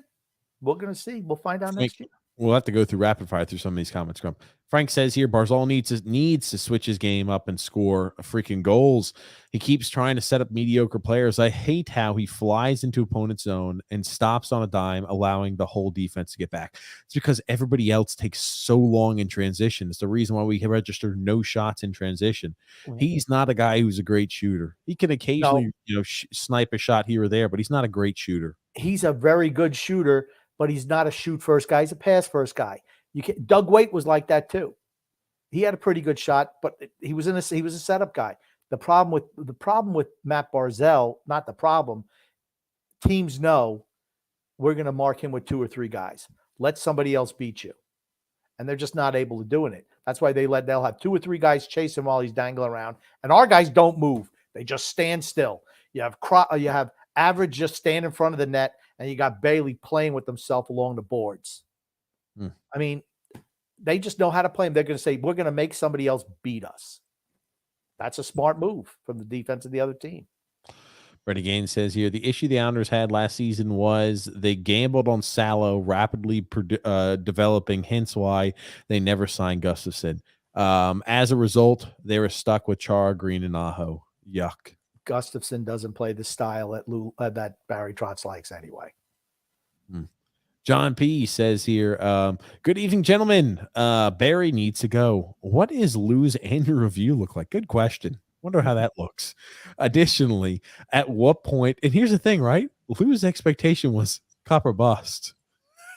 If that was the expectation, that's what they both said, cup or bust. That'd be like them saying, hey, we expect quarterly reports to be XYZ amount. Sorry, actually, we weren't in the green. We're actually well into the red. Additionally, at what point do owners realize that Barry's system is stifling the younger players, or maybe they already do, and it's time for Lou to go off into the sunset as well? They get one more shot, and they're both gone. Amarillo will still be in the organization. They'll kick him upstairs, make him a vice president of bathroom cleaning, whatever the hell it is, and they'll bring him a new general manager. And Trotz is gone next year regardless. He's gone. get ready, get ready, get ready. We're about to make some woeful moves. I just have that feeling in my stomach. About to trade away picks, Grump. Trade away picks and young players that are not going to make us happy men. And if that happens, you will see me freaking ballistic, the same as Grump. Okay. Let's see. We'll see. Got a comment here from Soda Pop Curtis saying, this might be just me, but I can't imagine there are many scholars that listen to TJ opine for 3 hours. Oh, Soda Pop Curtis throwing the ball, throwing the attack. Danelle saying analogies, LOL. What a film saying, okay, TJ, what year was our greatest president JFK shot and killed? 1963, right? Whoa, TJ got one right. Yeah, I know history. He probably looked that up. Bullshit. When can we get Grumpy to read the ad again? Shit, I must be doing a bad job on the ad. Maybe we'll have him read it next time, Shay. John P says standardized test scores are not reliable predictors on college success. I've seen it first with my own eyes. Just saying. Absolutely. JK says here, glad I could bring a smile to your guys' faces, but it's true. Brendan covers up for Butch's mistakes, just like Noah Dobson covers up for Zidana's mistakes. Absolutely. D-Cut says, I need sunglasses to fight off the glare from TJ's forehead. Wow. Man, they're coming at I need you to wear your sunglasses at night. Dun, dun, dun. Well, Grump, who sings that song? Sunglasses at night. That's what D-Cut's doing. He's got to have a sunglasses at night. Was it Corey Hart? Who's Corey Hart?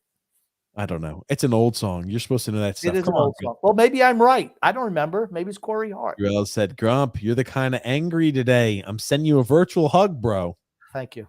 Virtual hug. It's just when TJ says dumb things. TJ and Heidi sitting in a tree, says Frank. TJ's lack of any pop culture is amazing. Rob G saying TJ's still wet behind the ears. LOL. Dan L saying, TJ, I'll admit it. I don't know what the Heidi game was either, but I knew it was the Jets and the Raiders game was cut short, but I have no idea what for. Yeah. Don't worry. We'll be talking about that tomorrow.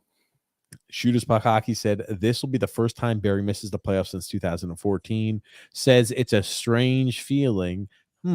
Yeah, I wonder why. Maybe it's because you've got that dinosaur roster and this absurd lineup choices don't help. So the last time he missed the playoffs was his last year in Nashville. Okay. Yeah. Ty B says, does TJ know who Rudy is? Rudy Rudiger. And a Rudy. Rudy.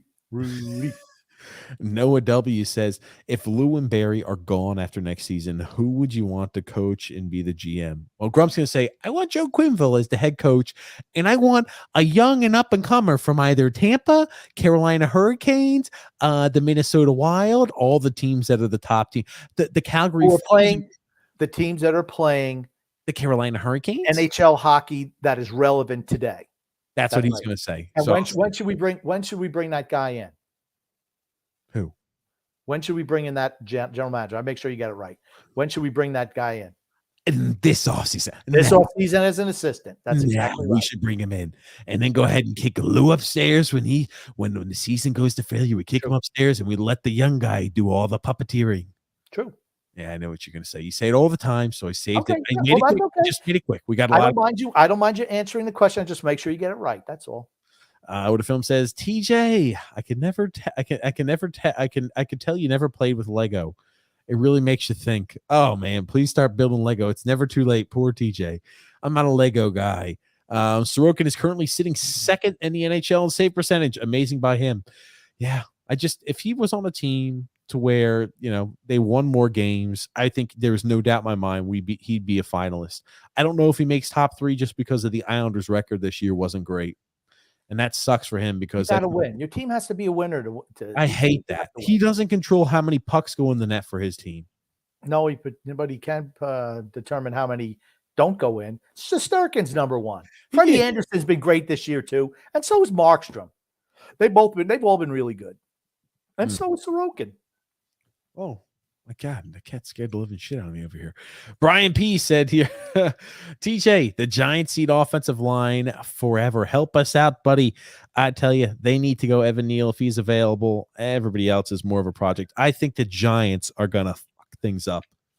Guess what? At least from what I hear coming out of Jets camp, they're going to mess It it up sounds like too. the Jets are going to fuck it up too. Did you see what the possible trade was for Deebo Samuel that was rumored to be going around today? Holy shit. They need to trade away Elijah Moore, the 10th overall pick, a second round pick, a third round, and a second round next year. I was like, holy shit, what a mistake that would be. And the whole thing is that Samuel says he doesn't want to play that hybrid position. Well, that's what makes him so valuable is that hybrid position that he runs out in San Francisco. Oh, yeah.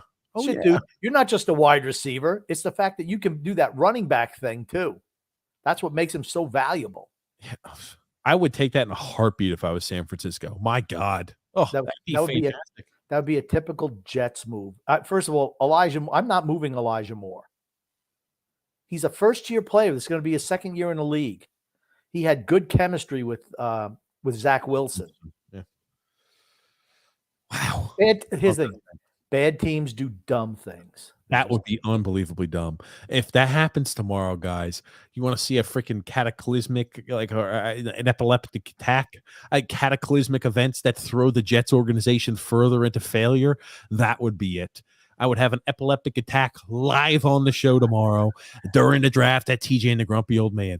Drew L says, I got to give credit where credit's due. The Yankee scouts seem to have a knack of finding gems in later rounds. Nestor Cortez and Michael King. What's with the porn star mustache with Cortez, though? That's what people do these days. That's back in style. Oh, was it back in style?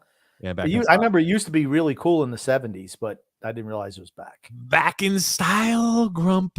John P. said, I take Neal over Akeem. And Penning is an interesting offensive lineman. Neal's the best offensive lineman. It's not even close. Yeah. Akeem, I heard rumors that Akeem might get drafted before Evan Neal. I'm just like, yikes.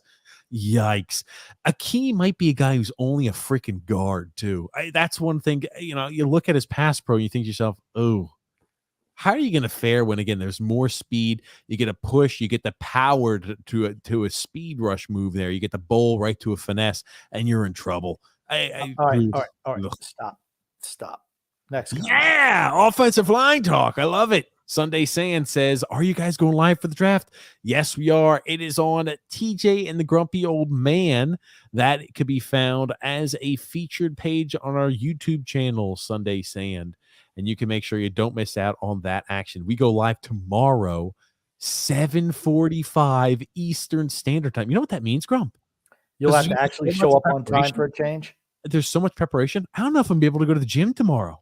Or maybe I have to do a quick one at the gym, a quick little workout at the gym. But this is the TJ and Grumpy Old Man Show. Goes live tomorrow, 7:45 Eastern Standard Time. Make sure you don't miss out. So let me just make sure that you need to get a quickie tomorrow. A quick workout in, Grump. Okay. Get your mind out the gutter. Grump. Drew L says, also, TJ, I have a suggestion for reviewing a fan meme going forward. Personally, I think it should be like 5-minute podcast dedicated to everyone's best meme post. Hey, you know what? If you send in a meme post that's pretty cool, if people want to submit meme posts that are pretty cool, I wouldn't mind explaining those to Grump. He kind of likes them too, I think, even though he doesn't really know them all that well. Frank K says, the Grumpy Old Man needs to have the couch as an honorary flag captain. Hey, if they give it to Tommy Baffy, they can certainly give it to a couch. Ah, looky there. Low blows, Grump. Low blows to Coach Tommy B. Ariel C says here, I think Boston is a sleeper. They're going to be a tough out. I'm still not certain about their goaltending situation. You don't like Swayman? Swayman's not the starter right now. It's Olmark. You don't think Swayman's going to earn that spot in the playoffs? Oh, he's not as of right now. It's Olmark's the starter. They're not going to switch at the end of the season. Anything can happen.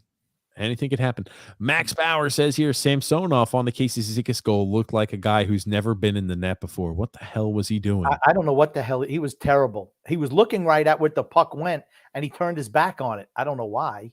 It was awful. My God. And then Drew L says, do you know why doesn't Boone just start LeCastro at center field? He's actually got good speed and isn't he a utility player? Because the Yankees sign all those power bats, so they're not going to play somebody like that. This way they can play Stanton and Judge, and who's the guy who plays right field? I don't even remember. But, they're the Yankees. Oh my goodness. Got a comment here from James F saying, "What's up? What's up, James? How are you?"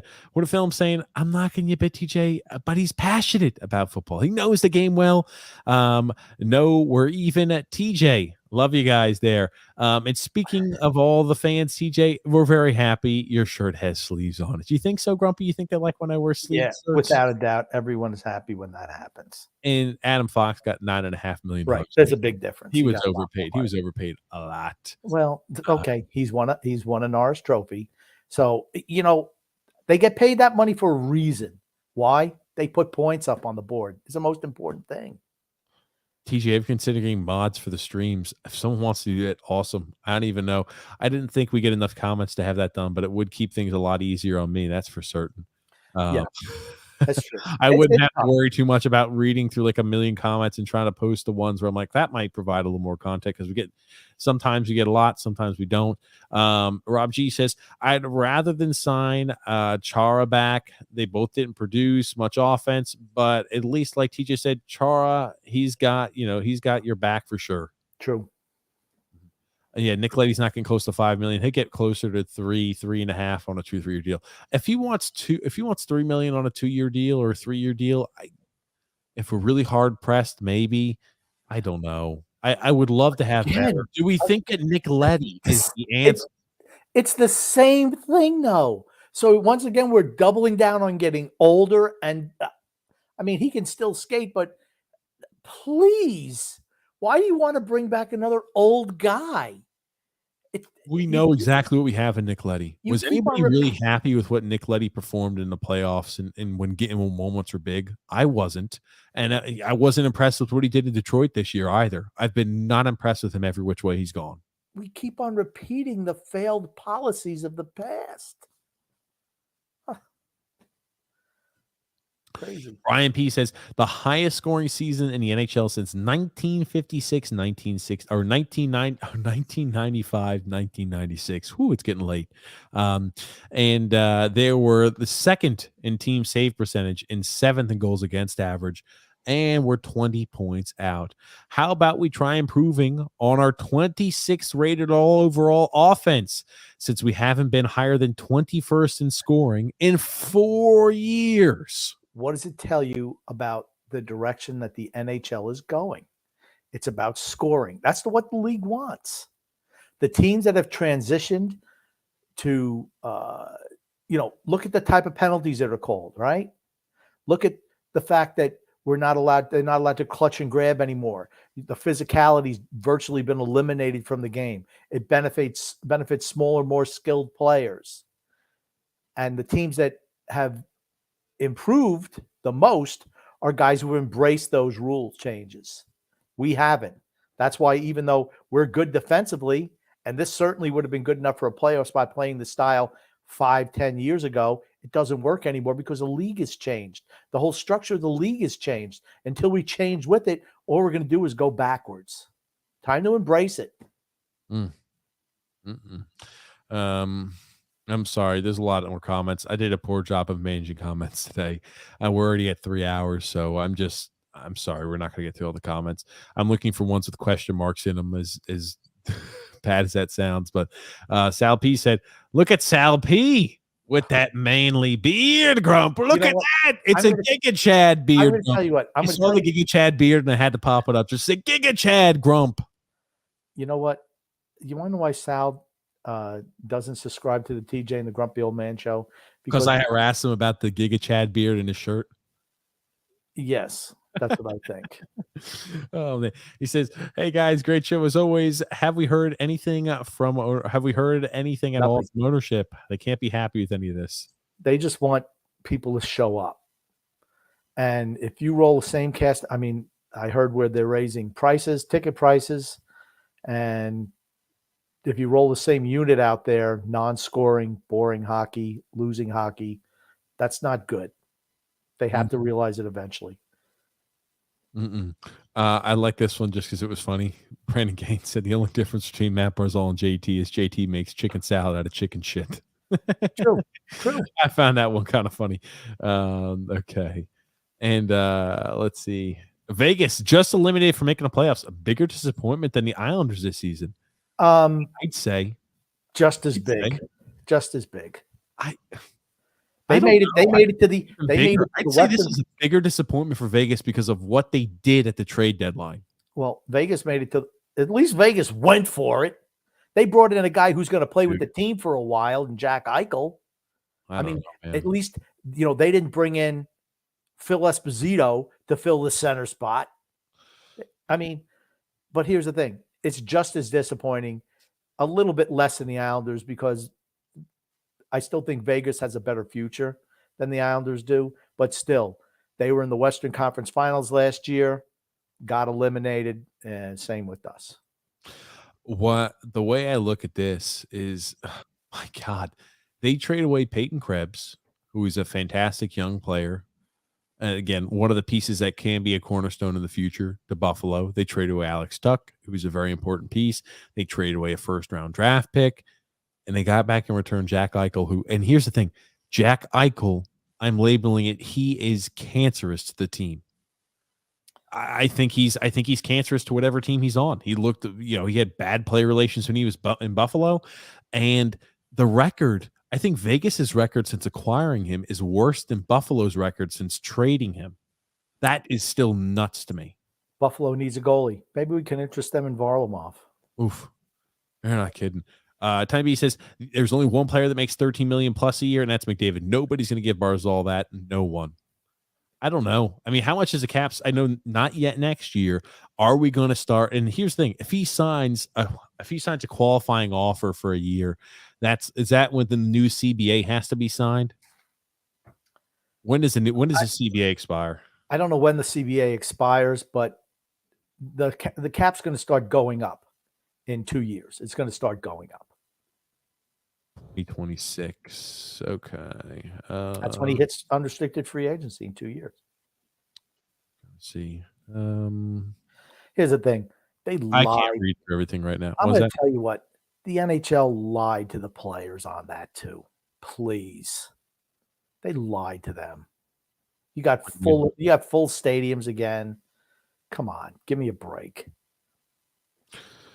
I'm trying to think. I'm trying to see what it increases by, because they're going to have quick increases. Remember when Patrick Kane was signed, and wasn't Patrick Kane at one point the highest paid player in the NHL, and so was Crosby, and now it's like pennies. Yeah, him and Taze are both the highest paid players in the NHL, and now their contracts it's only $8 million or $8.5 million. 11.5. Crosby, I think, was 12.5, and McDavid's like 13, something like that. McDavid deserves to be the highest paid player. You're not going to get more than that. How quick the CBA increases. I'm not sure what it increases over the next few years. If someone has that, let know, leave in the comments. I know it increases by 1 million this upcoming year. I'm not sure how it increases year after year after year after that. Matt Barzal is going to be still that restricted free agent. So if he one-time qualifying offers it, it'll be 2 years from now what the new structure looks like. And if they have a lot of these increases, I mean, they added the extra team that originally, with COVID aside, was supposed to add significant additional revenue to the league and supposed to raise the cap. But obviously COVID had prevented that. But I wonder, that's what they say. That's what they say. Could that be a reason? I don't know. I think they're lying. I think they lie to the players. I think they have the dumbest. Crosby makes 8.7. Okay, that's what I said. Crosby makes freaking pennies, and that's why it's like McDavid 4 years from now is not going to be the highest paid player in the league. He's going to be making pennies. I thought he got salary adjusted. Another 1 million after next season, and a big jump. So Matt Barzal, if he would a qualifying offer, would be once they receive the big jump. So I could see, and Sal Peace, Vegas had a ton of key injuries. Stone, Pacioretty, missed a ton of time. That didn't help, and the Robin Leonard situation didn't help either. True. But Grump, we're here at the end of today's podcast. The next time we'll be seeing you, we'll be going, number one, live tomorrow during the NFL draft. If you're not there, what are you doing with your life? First off, not watching the NFL draft coverage. Oh, that'd be crazy. That's nuts. But we'll be live tomorrow on Teaching the Grumpy Old Man, doing NFL draft coverage starting at 7:45 Eastern Standard Time. On Friday, we're going to be covering the last Islanders game of the season live against the Tampa Bay Lightning. We'll be covering that. So last live game for 4 or 5 months. So it's going to kind of be bittersweet. Nice to see the ending of what was a bad season, but it's kind of shitty. Everybody's going to want hockey back. And how many months before I'm going to be saying, I can't wait for the freaking NHL season to be back around? I give it maybe a month and a half. After the draft, I'll be ready, I think. Yeah, usually. Well, is it draft? I think the draft is before free agency, or is it after? I forget. No, the free agency is after the draft. So the draft, then you have like a 7 or 8 day time period where you can sign the players that are still under team control, and then they go to unrestricted free agency. It's like the first week of June, I believe. Okay. Correct me if I'm wrong in the comments. It doesn't matter. It's somewhere around that time period. But we got plenty of time to talk about it. I know. It's going to be odd. No Islanders hockey in playoff time period. First time in a long time. Not in a good way. But tomorrow night, NFL draft. TJ and Grumpy Old Man got to listen. Tomorrow night, must watch video, much watch live stream. TJ Grumpy Old Man. Grump, what do you want to say before we wrap things up? And the free agency starts July 15th this season. Okay. Well, there we go. Thanks, D-Cut. Appreciate that. I couldn't remember when it started this year. But Grumpy, what do you want to say before we wrap things up? I want to say love and laughter to everyone who listens and even those who don't, from TJ and the Grumpy Old Man. Thank you, Grumpy, for being here. As always, we'll be ready tomorrow. I've still got a lot of players I'm breaking down to make sure we've got a lot of different people covered and ready for this year's draft. We'll be ready. Make sure you're there. 7:45 Eastern Standard Time for TJ and the Grumpy Old Man's live coverage of the NFL draft. Thank you, everybody, for listening and tuning in. The season's almost over. We're almost there. And thank you, Grumpy. My pleasure. D-Cut says, hire D-Cut. D-Cut. Absolutely. D-Cut. As moderator? There we go. I don't think people want to moderate, but if people want to actually moderate, I'd be fine with that. Help me cut down. Makes my job easier. But yes, thank you, Grumpy, and thank you, everybody who listened to the podcast.